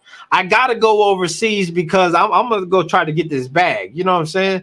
And I think that from what we what I believe is happening with LiAngelo currently is the goal is the NBA. And I think that the reason why he's not going overseas, which I do agree with my man FYF, I think that if he wanted the best shot in the play right now, you go overseas, you get in more of the rotation. Folks take you more serious, and then that's just a better look overall. Okay. I think that here though, it's just a matter of the man is set up. You know what I'm saying? Like I seen his house in Chino Hills, and I think there's just a cognitive decision, an intentional decision from him that like I don't want to go over there. I'd rather go sit in the G League and wait my time. I'd rather go do all of that stuff. And I think that's the situation. I don't think it's I feel like people think that he just don't have no opportunities. And he just ended up in the G League because nobody else wanted him. I don't think that is it. Well, slowing up his development though, AB. It is. Andre Ingram led the G League. Andre Ingram led the G League in 3-point field goal percentage for like 8 years. He waited, like you said, he waited and waited and waited until he had gray hairs, and he got caught up as a gimmick by Magic Johnson. See, facts. Yeah, but that did Jello happen. got a trump card, and this is the only reason I think this gonna happen. Jello got a trump card. Melo is Jello's trump card. That's what I'm saying. I don't think that Jello is waiting because he just. I think he intentionally chose the G League because I don't want to go overseas. I don't need to. It probably was as far as basketball goes. You know what I'm saying? I think that's also why the conversation go about let me go play with my brothers and all of that stuff, because it might make a bad decision, a great decision. But let my man Flight go, because he had something he wanted to say. No, what I was gonna say was about because people get caught up with Jello being a gimmick and things like that, or they say they're like bad at like false advertising and all that. To be honest with you, the G League has not been this hot and Lord knows when, probably ever. Big facts. You understand? Big facts. Jello is kind of like driving the G League into different avenues. These guys are running a goddamn showcase for. No, you're not, bro. They got a damn showcase going on. Jello is being used to further the G League, along with some of these other names that got plucked around. Being used to further the G League. Like seriously, like the G, like people are following the G League. Like that's cap. That's not because of Jello. They use his face and they don't even play in the game. Who else did you do that with? Who else did you use their face and they don't let them play in the game? Like that's not because of Jello, though, man. Let Flight talk, bro. Let him talk, and then you get in. Jello set this G League stuff off. Facts. No, man. The G League is not set off. Nah, man. Nobody cares about the G League. Played one game. Bro, nobody cares about G League basketball. But that's the point, bro. Though. That's cap. That is the point. Nobody cares. Traditionally, nobody cares about the G League. The only people who watch the G League traditionally is scouts, people in NBA, and looking for players. This year, though, you could go to the G League YouTube channel, and you can look at the difference between views on the video. Nobody tapped in. They have a video with your favorite college players in it, and that mug will have 200 views on it. You have a video with Jello in it, and that boy will have over 1,000. It will triple, quadruple what everybody else doing. So nobody technically ever cared. But this year, for some reason, legitimately, I can tell y'all this from doing YouTube. I could do a video about the G League, and that mug will do better than damn near a video about the NBA because people tapped in and they want to know what's happening with Jello. We all agree he's being used as a prop, though. I think FYL did say that, though. He being used as a prop. We all see that. But if they getting y'all to watch and Jello ain't even playing, then mission's accomplished. Finesse, y'all turning the views up just by them using them. Exactly. I agree with you. So they worked on y'all. Y'all got. Let's be real. These dudes are superstars, international superstars. I know dudes who bought the courtside tickets to the G League game to watch Jello play, and he didn't touch the court. They was disappointed, man. He only played like mission accomplished. The man dropped 22 points in 24 minutes. They didn't get gap. Now hold up, I got to address FYI. That was one game out of like 10 coffee. I'm saying games that he did not play. I got a question, FYI. Now you said that tax super situation, right? You said they're not making moves because of the tax situation, right? The luxury tax, yes. They're over the salary cap. They're over the cap, right? Now if you're over the cap and you want to choose to make a move, you got to pay them extra taxes, them additional taxes. No, that's not true. Hold up. No, if you're over the cap, the only thing you can do is re-sign your own players. You can go over the cap to re-sign your own players. Other than that, you can't do anything unless you make a trade. And if you make a trade, it has to be for equal value of the player that you're sending out. Right. So we know that part, but teams go over the cap and they got to pay the extra luxury tax. You know that, right? You can only go over the luxury. You can only go over the salary cap to pay your own players. Right. Okay. So check me out. In 3 years, your man Kawhi ain't gonna even be there. You know that, right? Yes, he will. He's under contract till 2025. Yeah, 2025. What's this? About to be 2022, right? 3 years. Gonna be what? 2025, right? So y'all gonna wait 3-4 years? Hell yeah. Yeah, Look, we why got not? I to. mean, shit. LaMelo still only on his second year. You give him about 5 years. By the time it's time for him to sign the max, shit, he might be like, I don't want to play in Charlotte no more. I want to play in the big market. LaMelo is a big fish in a small pond. Facts. Shit, why wouldn't he want to go to LA and play? I mean, shit. Facts. Big boy. If Lonzo Big wins boy the championship with What Chicago, you're he's doing not is- Let me leaving, say- bro. What Let you're me say- doing right there is you're putting your hopes and dreams into him. What if he don't want to go not to my LA? hopes and dreams. I mean, I really, it don't matter to me. But I'm just saying, though. I mean, why would him being a big fish in a small pond? Why would he want to stay in Charlotte? What if Why? he don't want to go? But here's what I say. Let me say why would he stay though? Why wouldn't he? Hold on. Melo, Go ahead, no. Lonzo. You talking about Lonzo not leaving? Listen, Oh yeah, I'm talking about Melo. I'm not talking about Lonzo. No. Melo is a Let's all superstar. agree. Hold up. Let's all agree that we don't know nothing about nothing. Then we can have some dialogue. Because what we're doing, we all hoping to wish it up everything, everybody. From winning I the agree. championship, I agree. We just speculating. everything. Yeah. So let's all agree. We all don't know nothing about nothing. Other than that, we're going to have this debate. We're going to have it respectfully. We're going to go back and forth, make opinions. Some make facts. But my opinion is going to be my facts, and your facts going to be my opinions. You see what I'm saying? Exactly. I don't All right? understand I what don't you're saying. understand what that was. But let's go with it. Let's go with it. I like that. Let's go with Let it. me say one thing. Coffee, you got to take off the hat, bro. I can't understand you. Earlier today, somebody said this: the Los Angeles Lakers signed what's the boy, the Antetokounmpo brother. I'm talking about many moves ago before Giannis re-up. The Los Angeles Lakers signed the Antetokounmpo brother because they was thinking like, yo, we gonna put in some groundwork to pull Giannis later. Now, obviously, to their dismay, Giannis didn't come over there. He stayed and then got a championship despite all of that stuff. But what that means though is that teams are thinking 2 and 3 years ahead and on moves to go get free agents. I know that such and such is a free agent in 2 or 3 years. How do I put pieces in place to go ahead and pull that guy over here? We see that from a lot of these teams. It's not free agency started this summer. Now let's start looking at guys. The folks are putting shit in place ahead of time to go do that. I would not be surprised if the Clippers are thinking, man, we finna get this arena in a couple years. How can we get some butts in the seats? I'm trying to I wonder what the Ball brothers doing. That's what I said time and time again. That's been my point. I would not be surprised, especially a Ballmer who's a smart guy. Smart man. If smart he's man. smart, he's not going to put the Ball brothers on the same team. He's not going to listen to FYL. Right. If he's smart, he's listen to FYL. It's not a basketball move. That's an amazing basketball move. Yeah, why not? Let him answer that. Let him answer that, please. That is not a that good a good team, bro, basketball on the move. court? Hold on. So first of all, first of all, you're doing that move.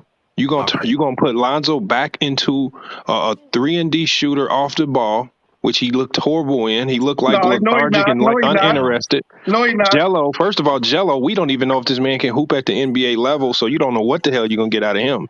Of course we know he can hoop on the NBA level. Come on now. You don't know. LaMelo off ball. Let Lonzo 1 point. LaMelo off ball. So you're gonna put one of the best point guards in the league off ball. He a better shooter than Lonzo anyway. So you put one of the best point guards in the league off ball. Terry Rozier find Melo wide open in the corner, splash. You do not put LaMelo Ball off the ball. That is not a good team with LaMelo Ball. That is a horrible coaching move. Here's the thing, though, is that you run an offense. You run a two-headed monster on offense where it don't even matter who bringing the ball up. If we just want it to be fast, if LaMelo get it or Zoe get it, but that's what I'm saying. It don't exist. But here's what we're saying. Now let's do this, right? Let's think about this because we're thinking 3 years in advance from now, right? So 3 years from now, or 4 years, let's call it 4. We have what I say is LaMelo Ball is an all-star this year, okay? Which I think that if he hooped the way that we all think he can hoop, he probably 4 years into the all-star. In the worst case, in a worst case scenario, let's say Zoe don't make the All-Star this year, but he hits strides in next 2-3 years, he get 2 or 3 All-Star appearances in there. All right. So now you got two guys. You got two guys who are effective ball handlers. And one of the things that they do better than anything is share the ball. Facts. We know Zoe can shoot the 3. We know LaMelo love to shoot the 3. We know LaMelo love to get to the basket. We know Zoe need to get to the basket more. Oh, man. You know what I'm saying? But That's we know that Jello is a 3-point shooter. That's it. If you go watch a G League game right now, let me say, you watch a G League game right now, the thing that Jello do that nobody else does as good as he does, the rebound get somebody grab a rebound and he already run into half court. And the beautiful thing his whole life, and the thing that the thing that Lonzo and LaMelo do, talked about this earlier, is they throw that ball. Facts. And if he can shoot anywhere close to what he's shooting, he's going to get so many opportunities to knock down those shots. And if he don't get them opportunities, then what happens? You go put somebody chest to chest with him, and then now you done cleared the lane to the basket. That's all I'm saying. Maybe so against a team like the Spurs, where Popovich preaches everybody sprints back every time, and you rarely get transition buckets. What Jello gonna do then? He gonna sprint back every time, regardless of that, and he gonna outrun everybody. That's a dumbass analogy, though, dog. They ain't got the zone. You sound like Lavar. I mean, you get Jello open with the off-ball screen. It's a wide open. It's a wide open three. You play 2K. He's shooting 50%. I do not play 2K. Like, I don't. Whoever play 2K, let's do a 2K match online. I'm gonna play with the I ain't even Nets. playing 2K. I'm playing NBA Live. Oh man, Playing NBA Live at this point. The last time they all played together, they were the greatest high school team of all time. Let's just put that out there. That's 100% high school. Greatest high school team. And the greatest college basketball player. Hold on. Time. Let my man DJ go. Yep. DJ, go ahead, man. Oh my God. I'm a big fan of the Ball brothers, but we got to put a perspective in this shit. We got to put a perspective on it. Number one, it's okay to see how Jello grows. I was excited just to see any type of basketball because I haven't seen Jello play 2.5 years. It's been 2.5 years. So whether he's playing 10 minutes, which I may not like, 15, 20, I wanted to see him play. Now, we got to stop doing this superstar label. Every player cannot be a superstar. I don't think he's going to be a superstar. Let me just throw that out there. I think he's going to be a good bench player. Trajectory to do it out of all the three, yes, and that's okay. As for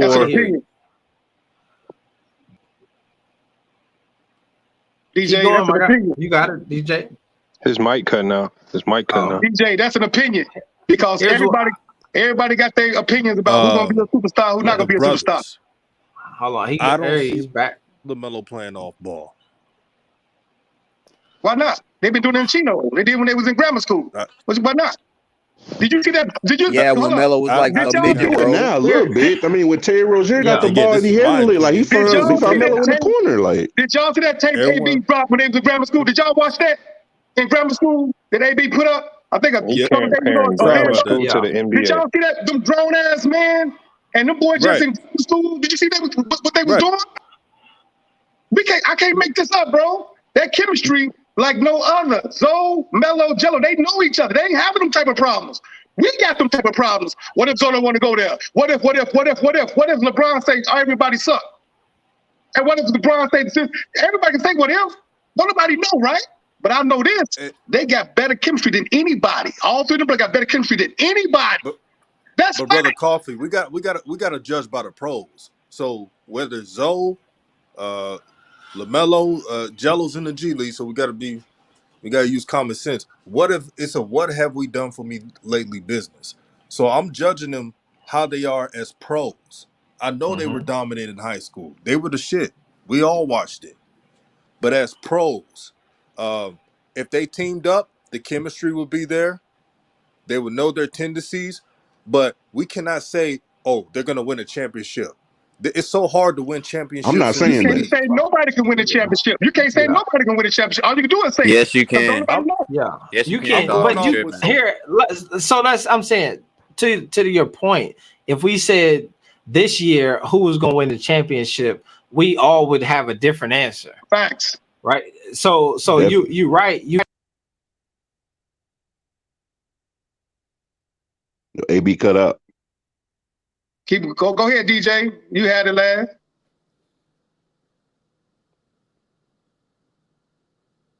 Yo, y'all still here? Yeah, I'm still here. I'm right here. Okay, there we go. There go AB coming back now. DJ Flight, Yo, DJ, you still here? Flock. I'm right here. What's good? What Oh, happened? Flock, what? Okay, we lost AB. Yeah. What he was saying to DJ's point. Okay, I'm with you. I'm with you. Let's go. You back, DJ? I can hold it down until they get back. Yeah. I mean, I feel like it could be a good business move, mainly because if you look at like Melo and you look at Lonzo, I mean, they actually exciting, super exciting when it comes to making, certain plays and whatnot, especially Melo. Like, I feel like it's a tier system. I feel like Melo going to be like the superstar.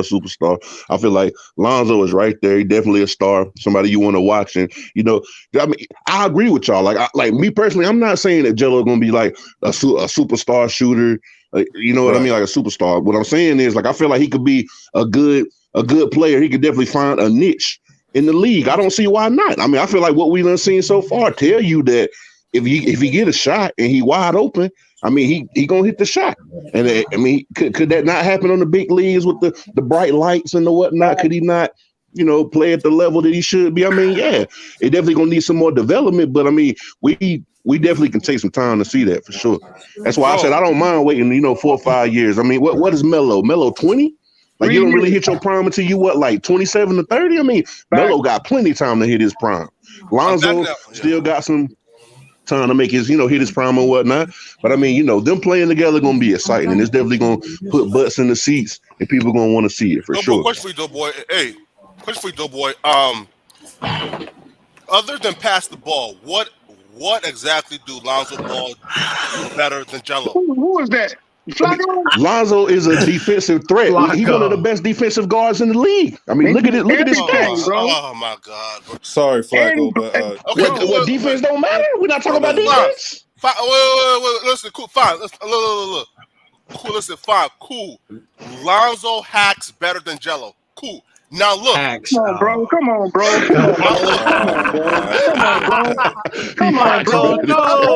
It's basketball. My man FYF don't even say that. Come on, bro. I mean, Lonzo is a let him go. What's up, Flock? Go. Right. Now, cool. So look, I'm talking about a player in Jello who I've seen dominate at every level. He dominated he's so far right now, right? Based on the circumstances, bro, Jello right now is dominating, right? Cool. I agree. Facts. Cool, yeah, right. Facts. Right? Facts. Cool. He dominated in JBA. That's a fact, right? Again, right? That's a fact. Cool, right? That's a fact. Fact, cool. He dominated in LKL, right? Based on the circumstances, right? Facts. That's fact. Cool. That's fact. Right? He didn't dominate the LKL. That's cap. No, because he got that goofy ass coach over there. So come on. What? He played good. He didn't dominate. No, because the answer had that coach. Wait, bro. But that coach was playing against him, bro. Exactly. Listen, bro. Ain't no other player, right, is being hated on by their freaking coach, right? And it's still coming out and shining at freaking 18, 19 years old, right? That's a fact. Now look. Jello got a three-point game. His fucking post game is tremendous. Facts. He's an athlete. He undersized, but yeah, it's good. It's good. Right? Yeah. No, he cooking. He cooking. You right. Facts. Wait. Right? Look. So again, right? Look, and he's the strongest ball brother. Right. That's facts. The better scorer. Facts. the better That's facts. That's rebounder, facts. right? That's facts. That's Then all facts. three. That's So facts. look, right? So look, Lonzo and LaMelo, all they do better is they score, and then Lonzo hacks better than Jello. What exactly, right? Again, right? You keep saying hack. Why you keep saying hack, bro? You keep saying hack. I'm with you to that hacking shit. It's facts, right? I'm It's facts. with you to that hacking shit. Go ahead. Bro, listen, look. Lonzo Ball is nothing but a 6'7" Patrick Beverly on defense. That's a fact, right? Patrick Beverly got D, bro. Come on now. Man. Come on, Patrick Beverly got D. Tony Wait, Allen got D. No. I mean, hold on, wait. So what's the context of this situation? We talking about Jello versus Lonzo, like in terms of basketball skills? Yeah. Oh, right. Okay, all right. Hey, Flack, I want you to answer this. I don't know. Like, Flack. I feel like we definitely need to see a little bit more with Jello, but we talking about Lonzo, like. Wait. Y'all right? some big Jello fans. That's what I see. Going off what DJ said, though. I don't think Jello better than Lonzo. That's a no. I mean, it's hard to compare them, but nah, man. Wait, please, right? Look. You stated, right, bro, that. Wait, Coffee. So you stated, right, bro, that. That's some bullshit. You know, right? But going off what DJ said, Zoe already there. Jello got to get there. You know what I'm saying? So going off that, you can't say Zoe just hacking because everybody else don't see it that way. And in Chicago, we love him. We winning, bro. So I don't know what you're looking at. Wait, though, right? Back to Doughboy, right? So Doughboy said, look, Lonzo could be a star. So now here's my question to you, right? Right. What exactly do you see Lonzo being a star, right, that you don't see in – again, if we're saying Lonzo is a star, I'm saying, yo, Jello's ceiling is the highest out of all the motherfuckers. We know that, Flocco, but Zoe if you look at Jason Kidd numbers – I think Lonzo – go ahead. If you look at Jason Kidd numbers, Jason Kidd an average number of what, 14 points? If that. You know what I'm saying? He's an all-star. And 9 assists, bro. Zoe is a point guard averaging 5 assists a game. What are you guys talking about? He's a bum. I mean, but look at the dynamic of the team he playing on. If you watch the game, like DeMar and Zach LaVine bring the ball up. Zach LaVine, like they ball dominant. If you they pass him the ball, they go dribble between the legs and they go. That's how they play. So I mean, every year, bro. Come on, bro. It's the same excuse every year, bro. When he was playing with Zion and Brandon Ingram, it was he wouldn't even let him be a point guard. They let Zion run the ball up the court. Like, come on, bro. This is like the first time he really been able to be the point guard in charge, if that. Sometimes, Look, no, bro. Listen, Flocco. Let me ask you a question, Flocco. Flocco, who's your favorite player, Flocco? Who's your favorite player in the NBA? Wait. Just give me that. Just answer that for me, Flocco. Who's your favorite player? Wait. Who's your favorite player, Flocco? Wait real quick, Coffee, right? So, Doughboy, right? Look, right? So, look. Lonzo is the problem, and here's why, right? Lonzo don't pass that ball vertically, right, bro? He right? Look, bro, I disagree with that, bro. That ain't shit, I mean, it's facts, right? Dude comes up court, pass that ball horizontally, goes to the corner, and wait for a 3-pointer, right? Dude hacks 24/7, throws up threes, right, bro? Lonzo is not a star, bro. Where do we wait? Have you watched Lonzo the last like 2 weeks? Oh my god, oh my god! You gotta do what the coach has to do. Are you talking about Lonzo when he plays? He ain't get because Billy Donovan say he want him to do this, and so he gotta do what Billy Donovan say, bro. You know what I'm saying? And he's the all-star. And if you look at the last 2 games, if it wasn't for Lonzo, they would have lost. They would have lost. Watch the last 6 games. They would have lost. Watch the last 6 Chicago Bulls games, bro. And tell me that don't matter, bro. It matters, bro. Facts, it matters. Wait. Pause. Last 5 games, bro. Do average 13 points per game on 40% shooting from the field, bro. The last 5 games. The last 5 games, 18 points. The last. I try to hit that last 5 games. The last 6 games, bro. He averaged 16. Like, come on, man. I try to hit that, bro, for the season, bro. He averaged 40% from the field, bro. Get out of here, bro. He's a scrub. This is bro. He's on a new team, bro. And then you're all you're doing is looking at stats, bro. You can't be a box score watcher. If you look at the little things that he does on the team, he impacts at every level. Defensively, he's arguably the best defender at his position. And at the beginning of the season, he was on a defensive player of the year type of trajectory. I mean, if you look at his stats, he's averaging a block through the whole year, bro. That's more than NBA point guard in history. He's also one of the best 3-point shooters in the league. And then if you look at what he's doing, he's the third or fourth 40%, option like, come on, man. every night. You can't sneeze at 40%, especially coming from his jump shot. Like, come Flocco, on, the bro. last Like, thing, bro, that's you good keep for looking at him. assist numbers. If Vucevic literally finished 4 or 5 more shots, Lonzo Ball averaged like 7 assists. So right there, bro. So I mean, you can't just be looking at Facts, bro. What is Vooch doing? Vooch is selling, bro. Why Vooch ain't hitting these wide open? Vooch be wide open, like be missed straight up 3-pointers. Like, come on, bro. Like that'll be at least like 4 or 5 more assists for Lonzo right there. Like, come on, man. Facts. Vooch hit his shot. He having 12 assists. Fact. Thank you. Facts. Yo. All I gotta say is, man. All I gotta say. And so was Jello, by the way. All I gotta say is that number one, the Jello has the highest potential to be a superstar. That's ludicrous, man. He's not even in the NBA. Respect to him. He's not in the NBA. See, my favorite player, LaMelo, he's in the NBA. So I can say that. If someone's a fan of Lonzo, they can say that because he's in the NBA. See, it's levels to this. That's facts. We all want Jello to make the NBA. That's facts. We got to respect his brothers that made it to the league because it's a man's game. It's not easy. Facts. And I've constructively criticized Lonzo. Juju knows. I've constructively criticized him. Barely tacking the basket, kind of being hesitant to score. But he's improved these 2 weeks. Come on. And he's the reason why the Bulls are the number 2 seed. Yes, sir. It's best to put some respect on his name. Come on, DJ. Let's stop the cap. What though? But like he's a scrub. Man.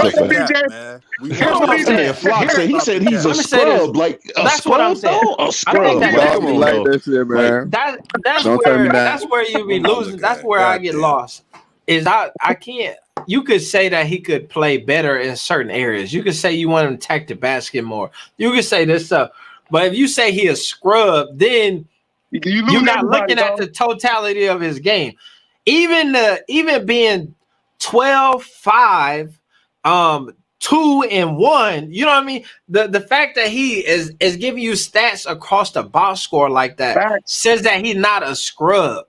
So I get you could say like he could be he could score more or he could do whatever more, but he's not a scrub. And not even a bust because one of the big things that I keep saying is if you go back and you look at what people said, the reason why Lonzo was the number 2 pick is exactly in line with the things that he does well right now. If you listen to people talk about his game and what they love about it, it's exactly the stuff that he did. Out of college, they said he was a 40% 3-point shooter at UCLA. They expected him to shoot the long ball well. He's doing that now. That's where LeVar said he is Steph Curry with a 40-inch vertical. It's because in college he was shooting the ball at a high clip. Now he's shooting at the ball at a similar clip, which he wasn't doing early on for sure. But then now, and everything else was about making everybody better. Intangibles, the things that you don't see that show up in the stat. That's all that people said that made him box office and made him a 2nd-round pick. And then also the star value that he had. People want to watch Lonzo play. Facts. That's big facts. People care about him and what he got going on. All of that is the things that made him the number 2 pick in that year's draft. It was not about points. It wasn't about go ahead. Wait, right. Let me just respond with the DJ Raw real quick, right? So, and he said, Jello is not in the league yet, right? But again, when LeBron and Zion was coming into the league, before they played a game into the league, Coffee, am I wrong, Coffee? He's not LeBron and Zion. Before they played a game in the league, right? They were ranked top 50 players. Zion was ranked a top 50 player right before Zion played a game in the league. So again, that's facts. That's facts. That's facts. That's facts. That's facts. Exactly. Right. LeBron and Zion. I disagree, brothers. I disagree, man. That's two different. That's 2 different levels, man. They had them brothers ranked, but when we get into it with Flocco, where you can't call a man a bust, or you can't say he garbage, or you can't say he don't matter. That's what that's what the problem come in. That's where the problem come in there. Because first of all, I don't know who pushed the narrative of comparing the brothers. Because if we go down each team and we can depict every person on each team and look at all their bad points, from LeBron on down, you can see each person and say, you know what? He need to do this better. He need to do that better. The Atlanta Hawks need to do this and need to do that. You can do that by anybody. But what we do have is chemistry with the Ball brothers. And yes, like DJ say, Jello not there yet, but you just can see a superstar. You can just see it. I got him as a superstar. I got Lonzo. I got Zoe as an all-star. I mean, look, it's gonna shock you, bro, because them people, they looking. And you see Zoe in the All-Star game, like you're gonna be sick because you're gonna be like, why they picking that? Why they put him in the All-Star? But it's their word against ours, right? And it's all the majority. And they want to sell tickets, and they want people to be watching. People ain't watching the All-Star. They watch, but look, if they would have put LaMelo in the All-Star last year, man, people would have been really watching that shit. You know what I'm saying? I don't know why you passed up on that. But look, they said the same thing about LaMelo. He was garbage. He wasn't even ranked in ESPN shit. He wasn't even ranked. They said the man wasn't nothing. Like, he's stupid. He coming out of school. He needs some more development. He can't play with the big boys. The man gonna kill him. They gonna crush Melo in the league. They gonna crush him. And look what the man doing. So we say that about anybody. Melo is nice, bro. Yes. With the Melo is definitely overrated though. By y'all. He say overrated.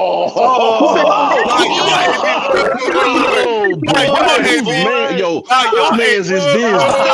Hey man, Flocco, man. I ain't gonna lie, Flocco, bro. You been drinking too much eggnog tonight. I love you, man. Bro. You done had too much eggnog tonight, man. Hold up, yo. In the eggnog, bro. You might want to call it a night, bro. You know what I'm saying? Wait. Come on now. You got too much eggnog. That man said Melo is overrated. Oh my God. Bro. And here's why. Wait, right, look. No. And here's why. Wait. Right, look. Again, look. Melo is fantastic. I'm saying, right? Talking to Paradox now. Wait. I'm saying, right? Based on you guys, again, y'all call Melo a once in a generation type player. That's a fallacy. That's false. He's not. No at all, right? Yes. Here. I didn't say that. I didn't say that. Here's what I'm saying. I've said I think that even LaMelo shit is it 1-on-1 rare that never did this before, not from here. That's all in the Definitely market. Rare. Here's what I'm saying. As I think you could make a case for Jello without having to bring my dog LaMelo down here. You know what I'm saying? Because I agree with you. I said this before. And I think that people who've watched their careers will agree that there are times where when LaMelo is on the court and you added Jello to that, it took things to the next level, right? And so you can go to the JBA and it was a struggle for a little bit. Then you add Jello in there, and then all of a sudden is clutch. You know what I mean? They can't lose. They win the championship, blowing people out. So I get that.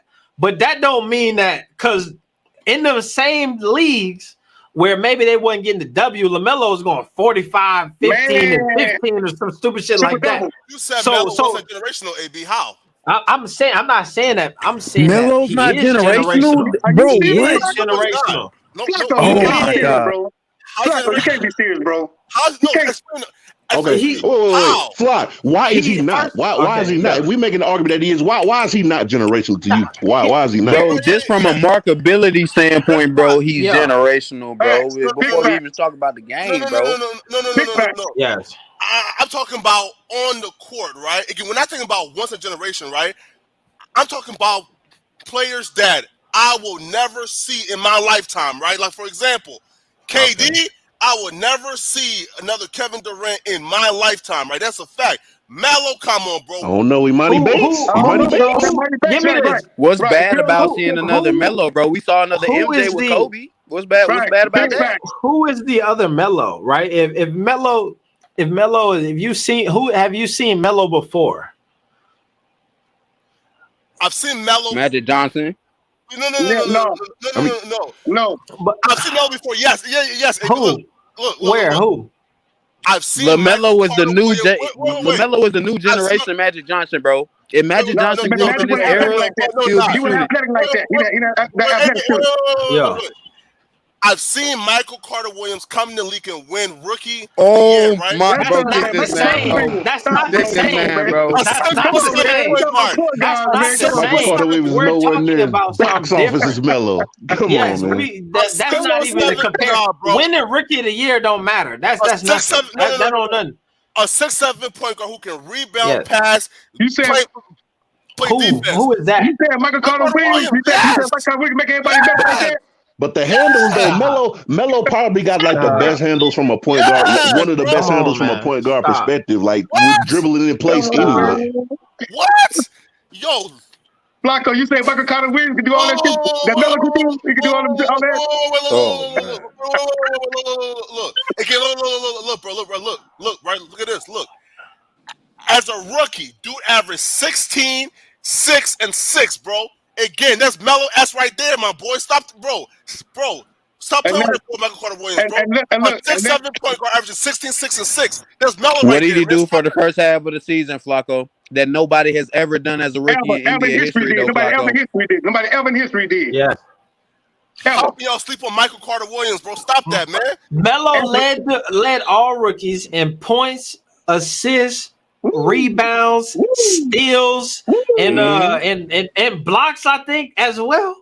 And the youngest to ever have a triple-double ever in history. And come on, man, it's another level. That's what I'm saying.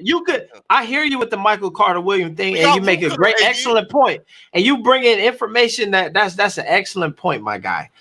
But what LaMelo is doing is there's a level that's a tier that's here, and then there's a tier that's up here. You know what I'm saying?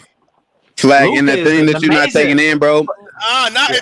Bro, you compare it to Michael Carter Williams when he was on a tanking team that didn't have anything. LaMelo Ball's been held back on the Hornets, bro. Everybody knows this, bro. If he was fully unleashed, we're talking about this dude putting up MVP numbers, bro. And thank you so much. Because here we go. Another thing is, you're right. I just pulled up my man Michael Carter Williams. In Michael Carter Williams' rookie season, he played in 70 games. He played in 70 games and started 70 games. On like a 2-win team. Come on. No politics, none of that shit. And AB, don't forget. Michael Carter Williams was the first option. And the third. Let me do this. And you know how old he was? He was 22 years old when he did it. Oh, shit. LaMelo was 19. Wait. Melo my age doing that shit, bro. That man one of one for real. Wait. How can we call Melo 1 of 1, right? When we seen Luka Doncic, a 6'8" point guard. Explain that to me. Stop. He's slow. He's not the same. Stop. He's not the same. He's shifty. He shift his weight around. He's shifty. Nah, come on, bro. What? Yeah. He's not no Melo, baby. Difference. His jumper is way better as well. He's no Melo. Like, he's not no Melo. No. And his defense way better. Luka is look. And this is what I don't like doing. Here's what I'm saying. We like Luka, but he ain't no Melo. Luka ain't no Melo. He's not no Melo. What I don't like to do is because I hear what ended up happening is I in order to establish the Melo in his proper position, then I feel like everybody feel like we got to tear down Luka. Facts. Everybody acknowledge that Luka is a hooper. Being like a once in a generational guy, you know what I'm saying? Like it's even more unique that you got two guys you can have that conversation with, you know what I'm saying? But I don't want to bring Luka down because he's a hooper. He done did it on many levels. Man, he ain't made it to the second round, AB. But I'm saying though, but if anybody could even mimic when people lay out LaMelo's resume and the stops that he done made, if anybody who played the point guard position can mimic that at all, it's a Luka Doncic. The difference between a LaMelo and a Luka Doncic is when people start really talking about, do you want to play with Luka Doncic? The people really start to be like, nah, he handled the ball a lot more. Is he gonna pass it to me? You know what I mean? It's a lot of stuff that go into that. When people start talking about, do I want to play with LaMelo Ball? Terry Rozier last year dunked on Kevin Durant, and he said, "I just took off running because I know LaMelo gonna get me the ball." Miles Bridges has taken a leap to being an all. The Hornets front office is pissed off right now because they tried to shortchange Miles Bridges and they didn't give him the extension. I don't know, AB. That is a fact. Luka Doncic is down there. Luka Doncic is down there with Kristaps Porzingis. Well, who's better? Luka Doncic is down there with Kristaps Porzingis, who should be a perennial all-star. And folks are like, damn, he don't even got nobody else on the team. Go give Melo Kristaps Porzingis. Bro, who's better, AB? Give Melo Kristaps and y'all take Miles Plumlee. Bro, who's better, Melo. I'm playing. Hey, Flocco, let's keep it 100. That's a hard comparison. The only thing that Luka does better than LaMelo Ball. The only thing that Luka does better than LaMelo Ball. Flex. The only. Listen. The only thing I'll give you this. The only thing that Luka Doncic does better than LaMelo Ball is probably. No. He's not a whoa. He's not a better passer. He's not a better defender. Definitely not a better passer. He's definitely not a better shooter. He's not a better free throw shooter. He doesn't make teammates better as better. He doesn't make LaMelo makes teammates better way more. He affects the team. He changed the whole franchise, bro. Bro, he averaged 29, 9, and 8. Hey, bro, his second year in the league. Bro, you're talking about numbers. You're talking about numbers. You were talking about numbers. If we're talking about all the little things, if we're talking about the intangibles, if we're talking about the intangibles, better, dog. We talk about cohesive making basketball. the team better, bro. He's gonna make the team better. The person next to you better. Is he gonna praise Dave Morales? Is he gonna make him better? Is Luka gonna do that? Because he's like AB said, he got that big ass 7'15" motherfucker over there. He can't do nothing with him. Right. Ain't figured out. Who the players gonna play with? That's another thing. It's like, yo, when it comes to free agents, like who want to leave and who you want to play with? Do I want to play with Luka or do I want to play with Melo? Somebody that's gonna put me in a position to get my shots where it need to be. $90 million contract. Come on, man. If that boy never get that ball, he never dunk on KD. All that shit matter. All that matter. Wait, right? So y'all are telling me. Yes, we telling your ass. Wait. We telling your motherfucker.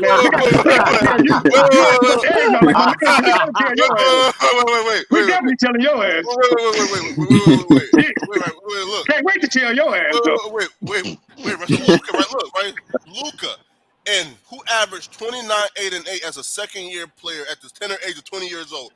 You telling me that Melo Ball, with his current stats and where he's currently at, that he's a better player than Luka Doncic? Yeah, I don't see what you don't see. I don't see what you don't see. Okay, look, let's break it down by category. Okay, passing. Let me say this. Who better at passing? I'm taking Melo. I'm taking Melo. All right, who better at shooting? I'm taking Melo. Who better at scoring? I bet we all know that Luka's probably a better scorer overall. I'm with Melo. On the inside, when it comes to on the inside, like finishing at the rim, Luka's better at finishing at the rim. That's about it. Right. And so if we break it down by category, Melo gonna win a lot of categories, man. Who got the better handle? And then people don't play. You got to take into contest, bro. Melo Luka Doncic handles the basketball a lot more than LaMelo, so his stats are going to be more inflated, bro. Like he just has the ball a lot more. Contest or basketball contest, bro? Is it a skills contest or a basketball contest? Is it a what? A skills test or a bat? Listen, look. Bro, again, right? Look, Melo averaged 19 on 42% shooting, 7 and 8, bro. Luka averaged, come on, bro. Bro, as a second-year player, right? Luka averaged 29 on 45, right? 9 and 8, bro. How can you even compare the two, bro? He averaged damn near 10 points more. Flocco, I can't believe you right now, bro. I be riding with you some of the shit you say, Flocco. I be riding with you, my G, on some of the shit you say, but man, bro. You must have just met Santa Claus or something, man. You too light. How can you compare the two, yo? Luka averaged 29, 9, and 8 in second year. Melo averaging 19, 7, and 8 on 42% field. Come on, bro. How can we even compare the two, bro? Once again, here we go.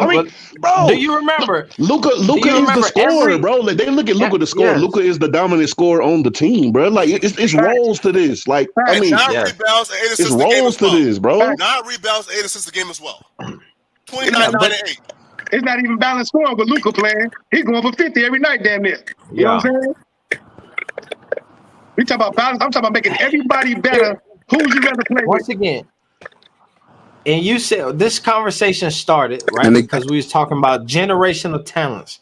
The conversation didn't start who's better. It started. We said that Melo was a generational talent, and then you said that he can't be a generational talent because there's also another generational talent in the conversation is Luka. Yes. And so if you telling us that there's two generational talents in this generation, then I think that we would all agree with you that Luka is of that caliber and he a generational talent of that, right? Yes. Big facts. Big facts. I think that's just what it is. If we had the hairs and needles and describe who we would pick and to be the best, I think that most of us, I personally would go with Melo. Hands down.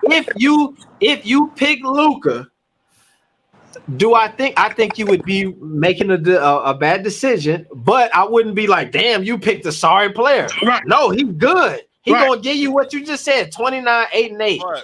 But I think that's what you're going to get. There's things when people start analyzing players, they always talk about intangibles. There's something about being a pro athlete that's bigger than the box score. Facts. There's something about being a franchise player that has always been bigger than if you can score the ball. Because people will tell you, and there it is. We can use Jello for an example here. I remember my man Nico Savage just jumped in here. I remember back when the summer league was going on, and the Hornets, the Swarm or whatever summer league coach said, we have multiple guys on this team who can give you 30 points a night. He quoted it. He said it in the press conference. He said, but what we want to see from these guys is who can rebound, who can play defense, who can be in position. And he said, that's what we want. We don't need a bunch of dudes giving us 30 and 40 and all of that stuff to be a pro to make this squad. We need some other stuff.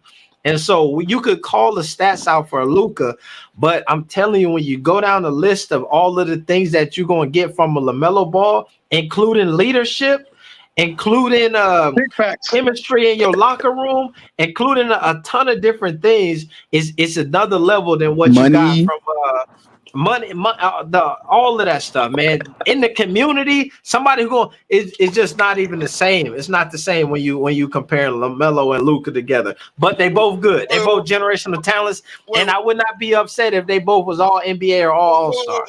It'd be interesting to hear Nico point. Nico, what you think about that, Nico? Wait. Hold on. Let's hit Nico right quick. Let's hit Nico point. Flocco, let's hit Nico point, and then we come back to you, Flocco. Go ahead, Nico. One more thing, right? Again, here's my point, right? Is we're saying that Melo is a one in a generational talent because he's a big point guard who can pass, rebound, shift, etc., right? Cool. Luka Doncic is a bigger point guard, a better rebounder, better scorer. He's a shifty guy as well, right? So again, look, the same type player who's better at damn near everything, right, at that position. How can we say Melo is once a generation when damn near everything? We've already seen that player. We just named like three things that not better than Melo at. Bro, there could be more than one generational player. We're not saying that. He Neo from the Matrix. Tell Flocco what generational talent. It's so different because you're looking at two different games, like height wise and all of that stuff is different. The pace at which LaMelo plays and the pace at which Luka Doncic plays is part of it, right? That's like saying Magic Johnson in the Showtime Lakers. Magic Johnson was a generational point guard. At that time, there were also other really good point guards who people would consider generational, who just did different shit. Isaiah Thomas and Magic Johnson, two different guys, generational talents when it comes to playing that point guard position in different ways. And that's the same thing that you get from Luka and a LaMelo Ball. My man Nico in the building. What's up, Nico? Nico been everywhere, all over across the Balliverse as well. Yeah, what's good with y'all? Merry Christmas to y'all.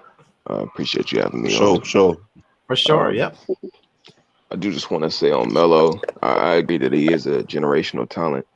I mean, we're only going to see one guy that is like Melo Ball in the rest of our reality as far as us. Come on. And he's 6'7", almost 6'8", long wingspan. Yes, sir. Fast as fuck. Yes, sir. People ain't been talking about it. Come on, Nico. People ain't been. We got to go here. People ain't been talking about it, but he's been playing some fucking defense. Come on, Nico. Come on, His brother. defense has been there, and I've Some always seen him as defense. 2 steals a game, Nico. Hold on, let Nico talk. Hold on, let him talk, dog. Because he said Well, fast. no, I'm just saying. Go ahead, He's Nico. been playing some defense. Well, I already expect the steals. He has instinctive ability off ball. He's gonna get the steals every game. But my thing is just as far as him sitting down, standing in front of somebody and taking their away the way that they want to take advantage of him. He's doing something that nobody's giving him credit for, which is playing both sides of the basketball. Come on, big facts. And not only is he a guy who can rebound, pass. Come on, you know he got range from the logo. Come on, yes, sir. Like that's something we have to talk about and acknowledge. Yes, sir. And the thing is, I'll say this with Luka. Of course, he can look better because his game is more profound. He's been doing the exact same moves since he was probably like 13. Nigga ain't changed nothing. And it's what it is. What it is. It works. Big facts. He's mastered that. So somebody like Melo, you seeing greatness, and he not even done baking yet. Not even close. And see, and the thing about Melo to me that's like that's crazy. Like, what other player do you know that just come out the gate with that kind of swag? Like, it's like Melo doing it early. It's like if you look at Detroit, look at like Cade Cunningham, look at like Jalen Green. I mean, yeah, good players, but ain't none of them touching Melo when it comes to swag. The way that he played, the gameplay, like already, bro. Melo already got like the whole bag. You know what I mean? It's like shit. The only thing he really got to work, honestly, I don't even see much he got to work on. The only thing I really think he got to work on is just like probably getting to the cup a little bit more. But other than that, I mean, Melo got it. Got to work on just getting back, just add to what you got going. Yeah, like people around him. And remember, he's doing all this with the coach going against what he wants to do, with the owner going against what he wants to do, with the organization, the NBA, everything working against him, and he's still balling. And still killing. Facts, big facts. Well, I could tell you what Melo gonna work on real soon. And I mentioned it recently. His dribble pull-up game. He hasn't shot many off-dribble shots yet. But anybody that's been following Melo, you see he's been pulling up off the dribble since being a little one. And he ain't even did that much in the NBA yet. He's saving that for you. He's just finding a way to put it all together right now. He got the set shot.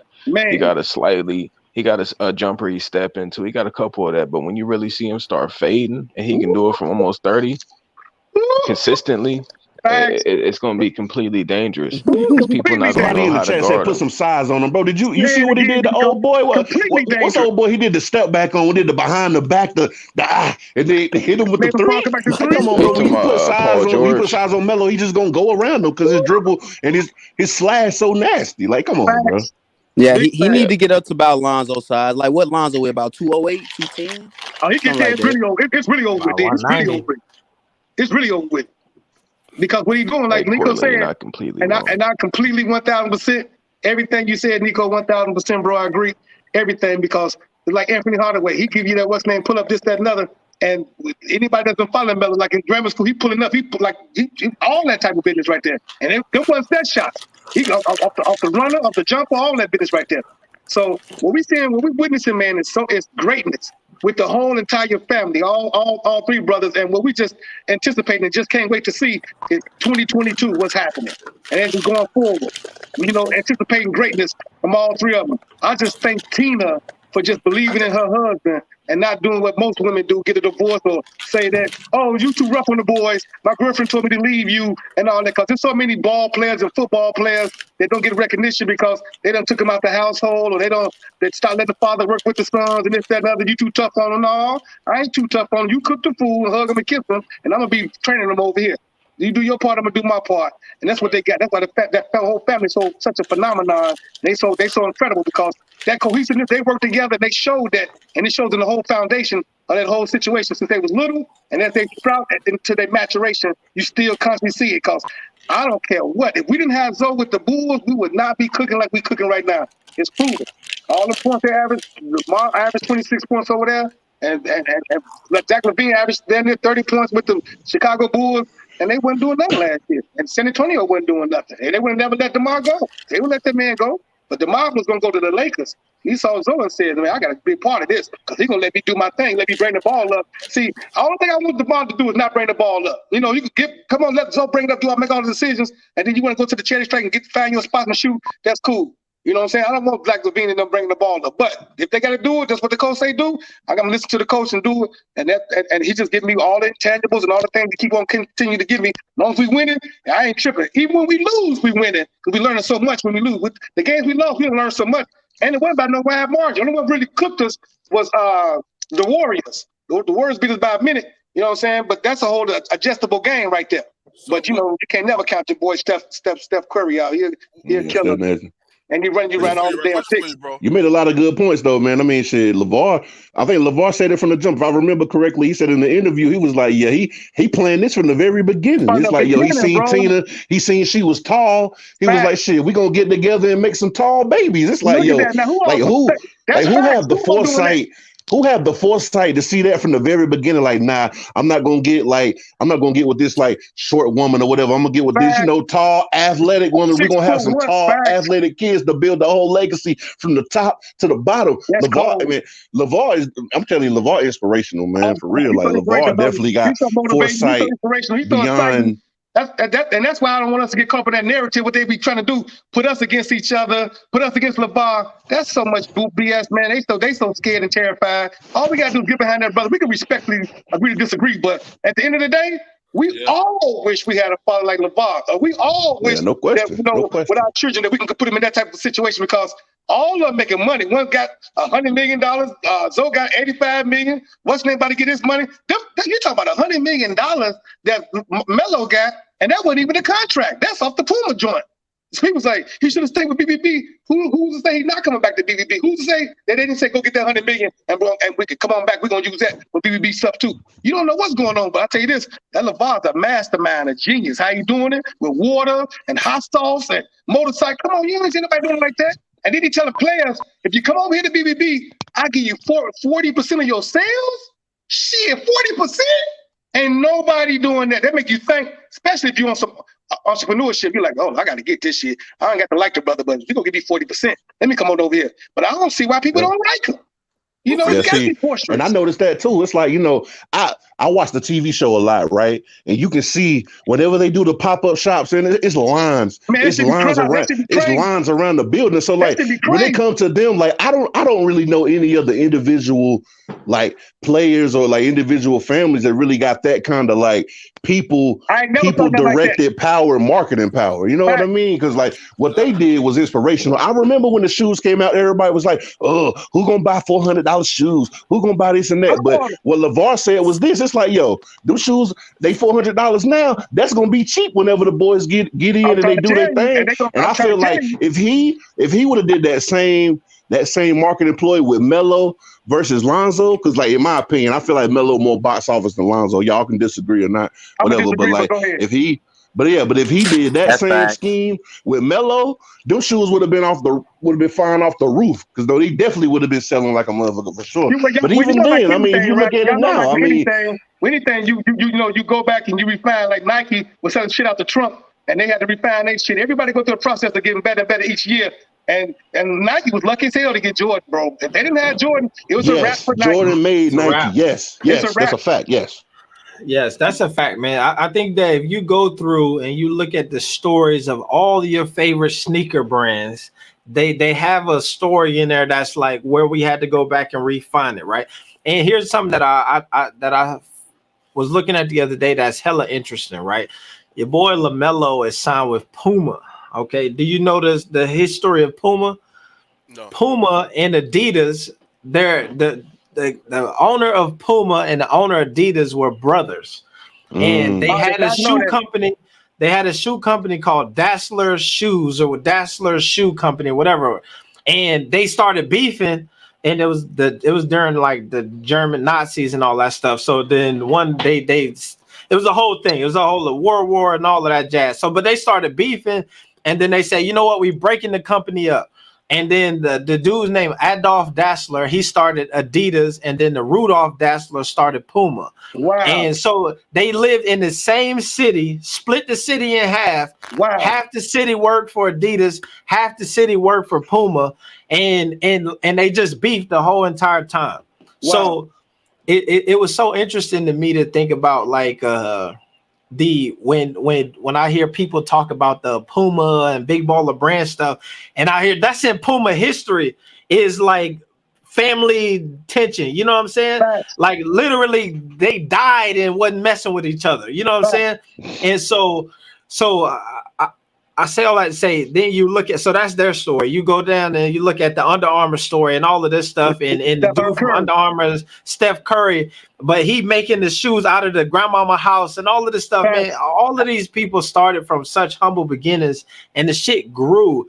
And everybody across the board, as they were growing, people were saying, that's some bullshit. Everybody. It ain't gonna never be what you think it's gonna be. You selling waffle iron shoes out your trunk at the track. Get out of here. And persistence and these folks kept going, and then you had these companies that you had today. And I think that Lavar and then with the Big Baller Brand are on to something, because in the short amount of time that they've been like existing as a company, all of these favorite brands, it took them twice as long to have the same name recognition and value in the market as they got right now. And this is what I was saying earlier, is that people realize that we get into infighting and we don't want to, it ain't cool no more, and our favorite player don't wear it, and what about this? But people with the bread realize when I went to the Chicago Bulls game, and Lavar sitting over here, people are at the game screaming, Lavar, we love you here. Don't go, all of this. Like literally, after the game is over, people don't even leave. They got to escort the damn arena out because folks want to come mess with Lavar and get a picture and all that stuff. Family like a rock star, dog. They're like a rock star family. It's like a rock star family. I mean, we ain't something like great. If I got to compare to anything, they're gonna be like Melo gonna be like compared to Michael Jackson. Michael Jackson do music, Melo the basketball, but the fan, the media gonna be crazy. The soul, the family, that's gonna be crazy. When Jello do get to the league, with all that game within the game and all that political shit, when you do get there, and I hope the praises will be with his brother Melo. Oh man, this gonna be so great, dog. Wait, but I'm confused now, Coffee, because you just disagreed, but you just said Melo is Michael Jackson, but you said Lonzo is more box office than Melo? No. I said all three of the brothers is gonna be like, I said Melo like Michael Jackson turns that family, that wave of people going crazy. You know, like people going crazy with Michael. That's how they about to do. That's what they doing. Did you see Melo over there in Europe? They're about to flip the car over, trying to get Melo up out of there. Did you see that shit? I'm talking about it was crazy around the car. They couldn't even move the car. Jermaine Jackson had to tell everybody, please move. And they was inside. They tell them to bust the window. Here's to your point about all of them being box office is same thing. When we were over in Europe and LaMelo had left, we were in I want to say it was Macedonia, some country, and like literally this how we had the whole JBA team, and everybody left the arena and was waiting outside for Jello. And we had, in order to get him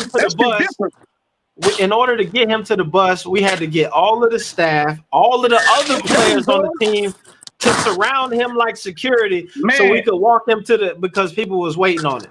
So it's a box office across the thing. I'm trying to tell you, bro. You go look at these pop-up shops that they got now, and LaMelo not there, Jello not there, and Lonzo not there. It's Lavar and Tina, and it's the same amount of fanfare, and it's crazy. My man Dimitri Patton said he from Macedonia. What shout out to Macedonia? But I almost died in Macedonia. So look at that, Macedonia. Look, that family, that Ball family, bro. They rock stars, bro. Yo, you gotta tell that story. Let me show you this here. I hope they bring the TV show back. Honestly, I personally enjoyed the TV show. Like, what other players you know that not even in the league yet, but got a hit reality show, basketball reality show? Like that's crazy. They're marketing. They're A marketing dude in crazy. Macedonia threatened to take my head off for this BBB hat. Word. He was like, give me the hat or it's your head. You for real? Dead ass serious. And then it was I'm me. telling you, bro. That It shit was me crazy, dog. and Charles O'Bannon, COB.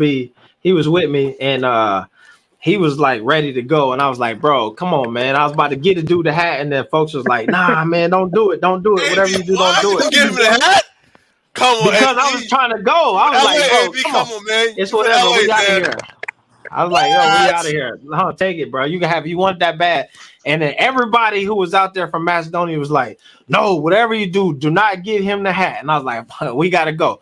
And I kept it. And then but yeah, it was weird as hell. That was crazy. When I saw Kanye West come in there and he was going crazy, he pulled up at the game. And I saw that this before he got the $9 billion. When I saw that, I knew it was ugly. Then I said, oh, it's over with, dog. Because they going crazy over there, it's gonna catch on over here.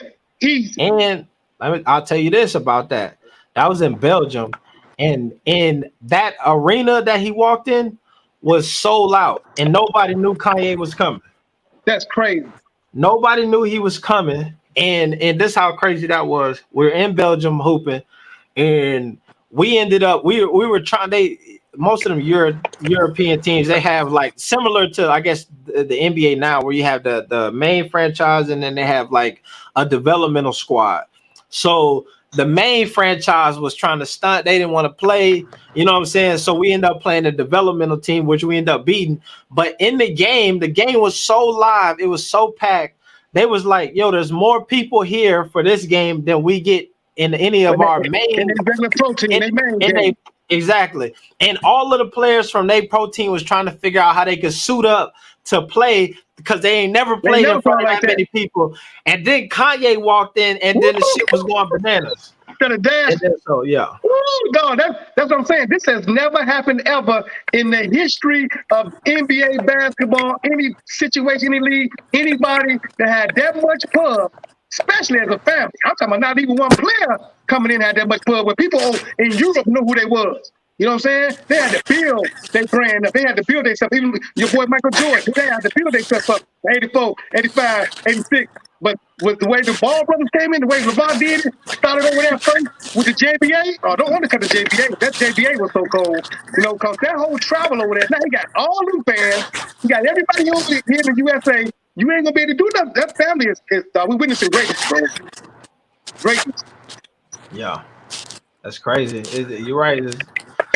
I'm so excited. I'm so excited because I love when a black man take initiative and step up, especially doing something like that we all can kick off. That kicks off a chain reaction. A chain reaction makes you say, you know what, I want to do better. I want to be an entrepreneur. I want to make sure my children in order. My son, my daughter, what must I do? You want to go above and beyond because every time there's been a roadblock, LeBron said, no, that ain't gonna happen. If it's a school, he transfer him out to school. People like, he shouldn't transfer him. He messing up their life. All three of them, he messing all that goof ass, all that BS, because they control the narrative, right?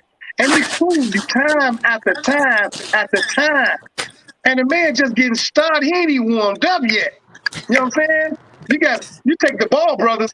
You know what's so 24?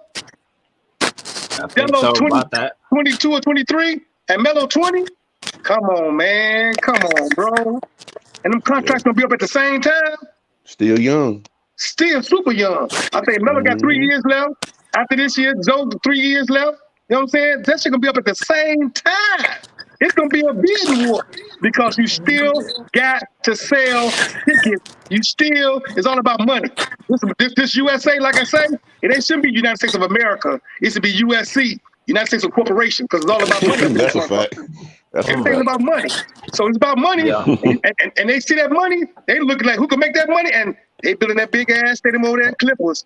It's gonna be hard as hell for the commissioner to say, "Hey, Steve Ballmer, we can't do that, Steve Ballmer." It's hard. That's what I said, and I understand what bro was saying about like the salary cap and all that. You know, saying the luxury tax and whatnot. But I mean, I still feel like just thinking about it, like that'd be a good destination for all three of them. You know what I mean? Because they definitely box office for sure. Facts. You just don't turn Steve Ballmer down. It ain't just that easy. You can turn me down. You can turn you down. Turn Nico down. Turn AB down. Turn Flight down. You know what I'm saying? Turn Flocco down. Oh, you can't turn Flocco down. But you can turn us down. Flocco, he's an anomaly. He's an own shit. But it's hard to turn that Steve Ballmer down. He not only got that power, but he chipped up. And we all know cash rule, money, dollar bill, y'all, right? That man chipped up for real. And Steve Ballmer, that power talk, dog. And them contracts gonna be up 3 years at the right time. So they looking at, if they ain't giving nothing, Kawhi and them ain't giving nothing, they ain't gonna resign them guys. Y'all go whatever y'all want to go to. We want them ball boys. We gotta tell this big ass beautiful arena the Inglewood. You know what I'm saying? Yeah. Big fact. What you think, Nico? I don't think they're gonna be that long anyway. I think, honestly, in my opinion, I'm gonna keep it real. I think Kawhi probably on his way out. I'm trying to tell you, bro. Know what I mean? I think Kawhi still hurt, with dealing with a lot of injuries and whatnot. And I love Paul George. Paul George nasty, but I don't know. I don't think Paul George is gonna give you the same exposure and sell as many tickets as a LaMelo Ball. You know what I mean? Like, so if we're talking about just from being in LA, being in a big market, you need stars. LA is about stars. Stars. What you think, Nico? Well, I mean, to speak on them linking up, I mean, I'll watch them play anywhere. It don't matter. It could be an expansion team. It could be an expansion team that need G League players from other teams. As long as they all together, I'm cool with that. Big facts. Yeah. So how many people feel exactly like us? A lot. That's why you see the G League numbers going up whenever Jello. Nobody think about no damn G League. The man is so big they use his face and don't even play in the damn game. Like, come on, man. The man, look, I spend over $1,000 on big baller brand stuff myself, and I'm getting more shit. You know what I'm saying? And it's like, it's crazy because I love it. We really look. If y'all really ask yourselves, how much money y'all done spent with Nike or Puma or Reebok or Under Armour? How much? I bet y'all done spent probably about 3 or 4 stacks with that shit. Probably more. You know what I'm saying? Definitely more. Yeah. You see what I'm saying? And so we got to get behind our own, support our own, just off that strength. And then what he doing? You know what I'm saying? It's a no-brainer. Yeah. Like, Nike is Nike. For me, right? Like, we can't say, like, we should treat this certain brand as if they're Nike. Nah, they haven't earned it yet. That's a fact. That's a fact. But Nike wasn't always Nike, though. Nike had to become Nike. And it's going to take time. The same way BBB can definitely come back. If I like your product, if I like your product, I'm going at it. But by you just being a black man, I got to make even more of an initiative to get your business because we don't stick with each other. We tear each other down. We call it tearing each other down. I give us all A+ of tearing each other down. But in terms of pick up, no, we'll pick up and we'll say, oh, so good, and then we'll tear him down. Oh, Melo good, but he got to do this. Jello, all right, but Jello suffered from this. And everybody needs development. Hell, we all suffer from mental illness every damn day. We all wrestling with that shit every day. I don't want to watch that. Robert, I see your point. You know what I mean, and all that. Yeah. But I tell you what, I just want to talk about it from the shoes perspective. What LaVar said about Giannis. He was like, Giannis, you got the shoes. The shoes don't even say Giannis; they say freak. And we know you the freak, but at the same time, it's like, for the most part, big men don't sell shoes, bro. Big men don't sell shoes. Facts. Like, I don't see a whole bunch of people out here rocking no Giannis's. I don't look down to see a whole bunch of Giannis's on people's feet, but I bet we're gonna see a whole bunch of Melos on people's feet. Man, Jello, for sure. G3s, all that Zoe, Shaqnosis. You know what I'm saying? It's like Shaqnosis, right? and the Charles Barkley shoes. For sure. Here's what I'll say too. That also comes with the brand too. Here's the reality is we just was in here. My man Dimitri Parton is in Macedonia. Facts. Right now rocking. You know what I'm saying? So my man here say I don't see nothing in SoCal. But my man from Macedonia is in here. So it's so bigger. It's a bigger situation than just what we got going on here. You know what I'm saying? It's a difference when you can sell to 50 million people in the Los Angeles area, but then you can sell to 1 billion people globally. You know what I mean? Like your customer base changes depending on where you at. You know what I'm saying? You got over what? We got over 7 to 8 billion people in the world. So you got roughly 345 million people in the USA. And then in Asia, you got about 4 or 5 billion. In Africa, you got 2 billion. Yeah. You get to putting these numbers together. It's different. Yeah. If a billion people gave your ass $1, just $1, 1 billion people, how much money you got? You know $1 billion. Exactly. And we got to think too. This is where the like the advantage is that they have actually touched a lot of countries. You know what I'm saying? So it's not just like via social media you got to just following, but you didn't actually went and touch these people. You know what I mean? It's people in Russia who done watched LaMelo play live in person and came out in Moscow, in St. Petersburg, who telling their kid, boy, you know that boy LaMelo, I wanted to watch him play. You know what I mean? So it's a different level. You know what I'm saying? Normally you get that type of exposure when you like a Kobe Bryant, and then now they taking you over to Asia to go play in front of a bunch of people. You get to be of that tier when you got to think that folks was really watching LaMelo and Jello play as teenagers in countries all around the world in major markets. London, England, that's a major market. That's major. Russia, Moscow, that's a major market. You know what I mean? That's crazy right there. And to have that type of backing over there, all them millions and millions of people, when they were selling the BB, all that stuff was selling out. The hats, the shirts, everything. Everything just selling out, going crazy. And so that's before this even happened. That's before Melo got Rookie of the Year over here. That's before Zoe got down with the Bulls. That's before all that other shit. Now it's about to really go crazy in 2022. Really go crazy. I'm not saying we're witnessing greatness, bro. I ain't just saying it just to be saying something, bro. We're witnessing greatness. This is greatness at its finest. And it's still getting better. Right. Them joints are what? Well, I think them joints are $800, right? And they're gonna be going. They're gonna be sold out. $695. They're gonna be sold out. Because if you bought Gucci or Louis Vuitton with just some shit said an LV, it ain't nothing but an LV. I'll never forget what Tommy Hilfiger said. Tommy Hilfiger said, I made a bow tie that cost $2,500.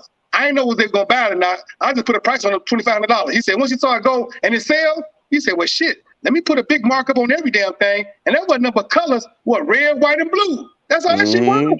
Yeah. The shit out of that.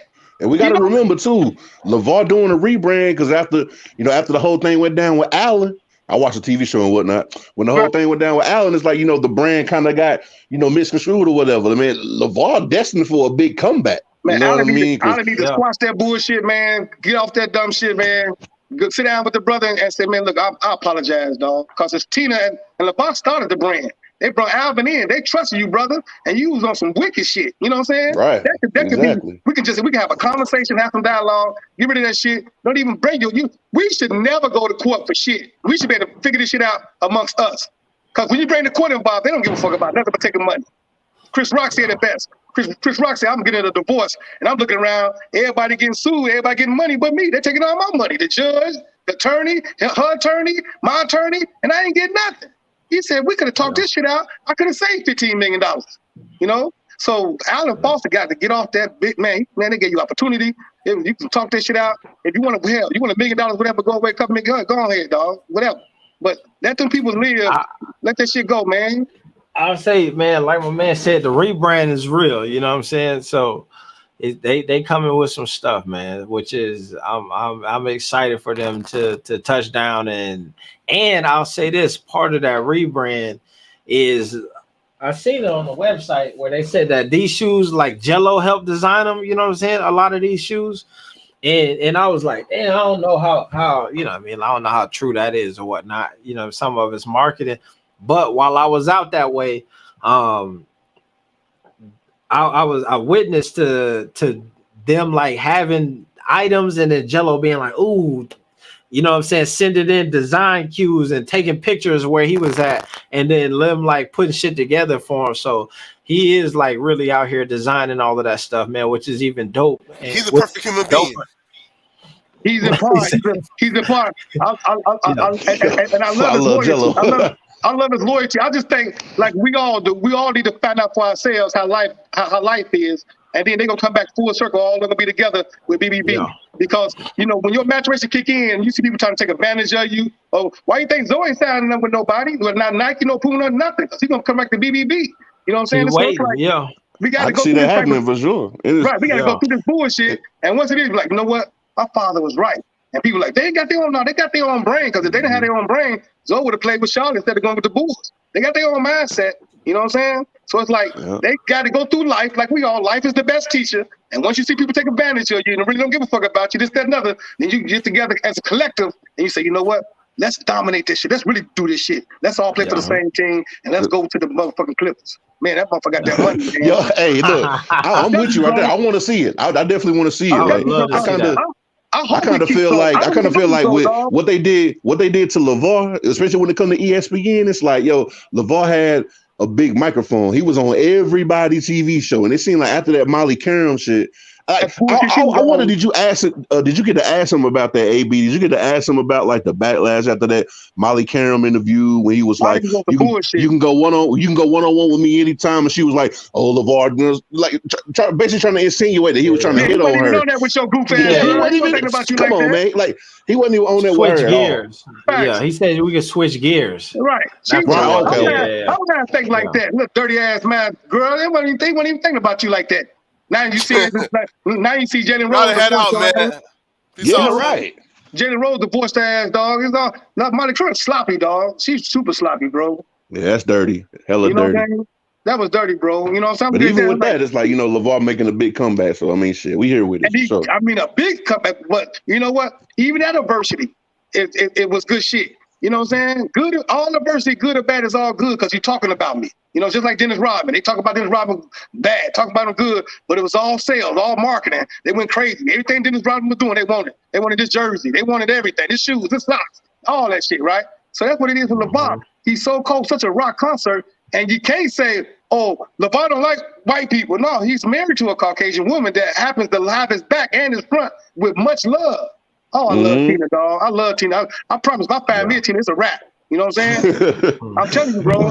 100. Hey, but look, man, I'm gonna get up off here, man. Y'all have a Merry Christmas, man. I love this dialogue. I hope we can do this again, man. Yeah, I'm gonna do the same thing. AB, we love you, bro. You know what I'm saying? Nico, love you, bro. Man, this is one of the powerful platforms. It's all over the world. It's gonna keep on growing because you just a great brother. Your soul is right. You got great hospitality. You know what I'm saying? You know what you're talking about. You articulate, and this is gonna keep on going. And that relationship with you and LaVar gonna get even tighter and tighter because you're loyal and you talk truth. And when you talk truth, that just brings it even better. You know what I'm saying? Don't be surprised. They offer you a contract. You come over there with BBB and do something else and do something big because the man going to be a billionaire, man. I love you, boy. Y'all be smooth. Happy holidays. All right. For sure, man. Appreciate you coming through, man. It's always appreciated. Yep. Yes, sir. Yeah. I think he froze up. But shoot, man. Dang, that was a good conversation. I didn't get the memo about it was about the peace out at the same time. No, right? Everybody jumped up. It's about that time. It's 3:00 in the morning over this way, man. So I'm finna shut it down too.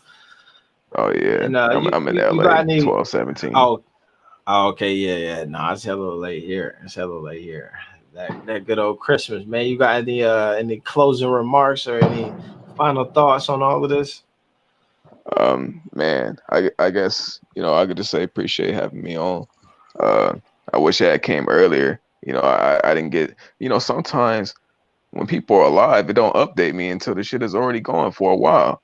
You know what I'm saying? Mm-hmm. So I came through late. But nah, I can cook up another day. We got time. For sure, man. Nah, yeah, definitely. Anytime, man. Yep. Appreciate you coming through, my guy. We'll do this again, man. I love doing these lives. I've been I needed to find a day where it's like this day at this time we're gonna go live, you know what I'm saying? And then just make it easier. Right now I just get bored and it'd be like, all right, we're going live. Or something to talk about, something going on right now. Let's go live about it, you know what I mean? So it'd be easier to do all that.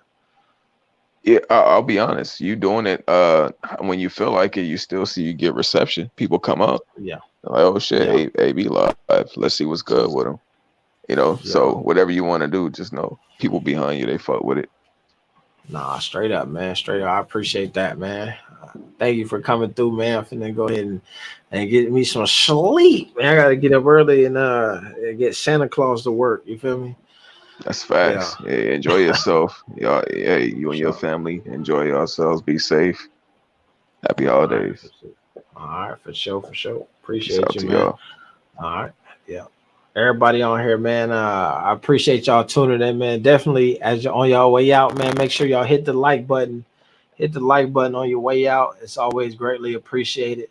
Well, we here about 2:45. It's late. I can tell my eyes lower than a mug. But man, Merry Christmas, Happy Holidays, all of that stuff. This 2021, man, it's been a hell of a year, man. A hell of a year. And you know what I'm saying? We're gonna keep this thing rolling and into the next, you know what I'm saying, to next year, man. My man say slid that light, man. Appreciate my man Nico.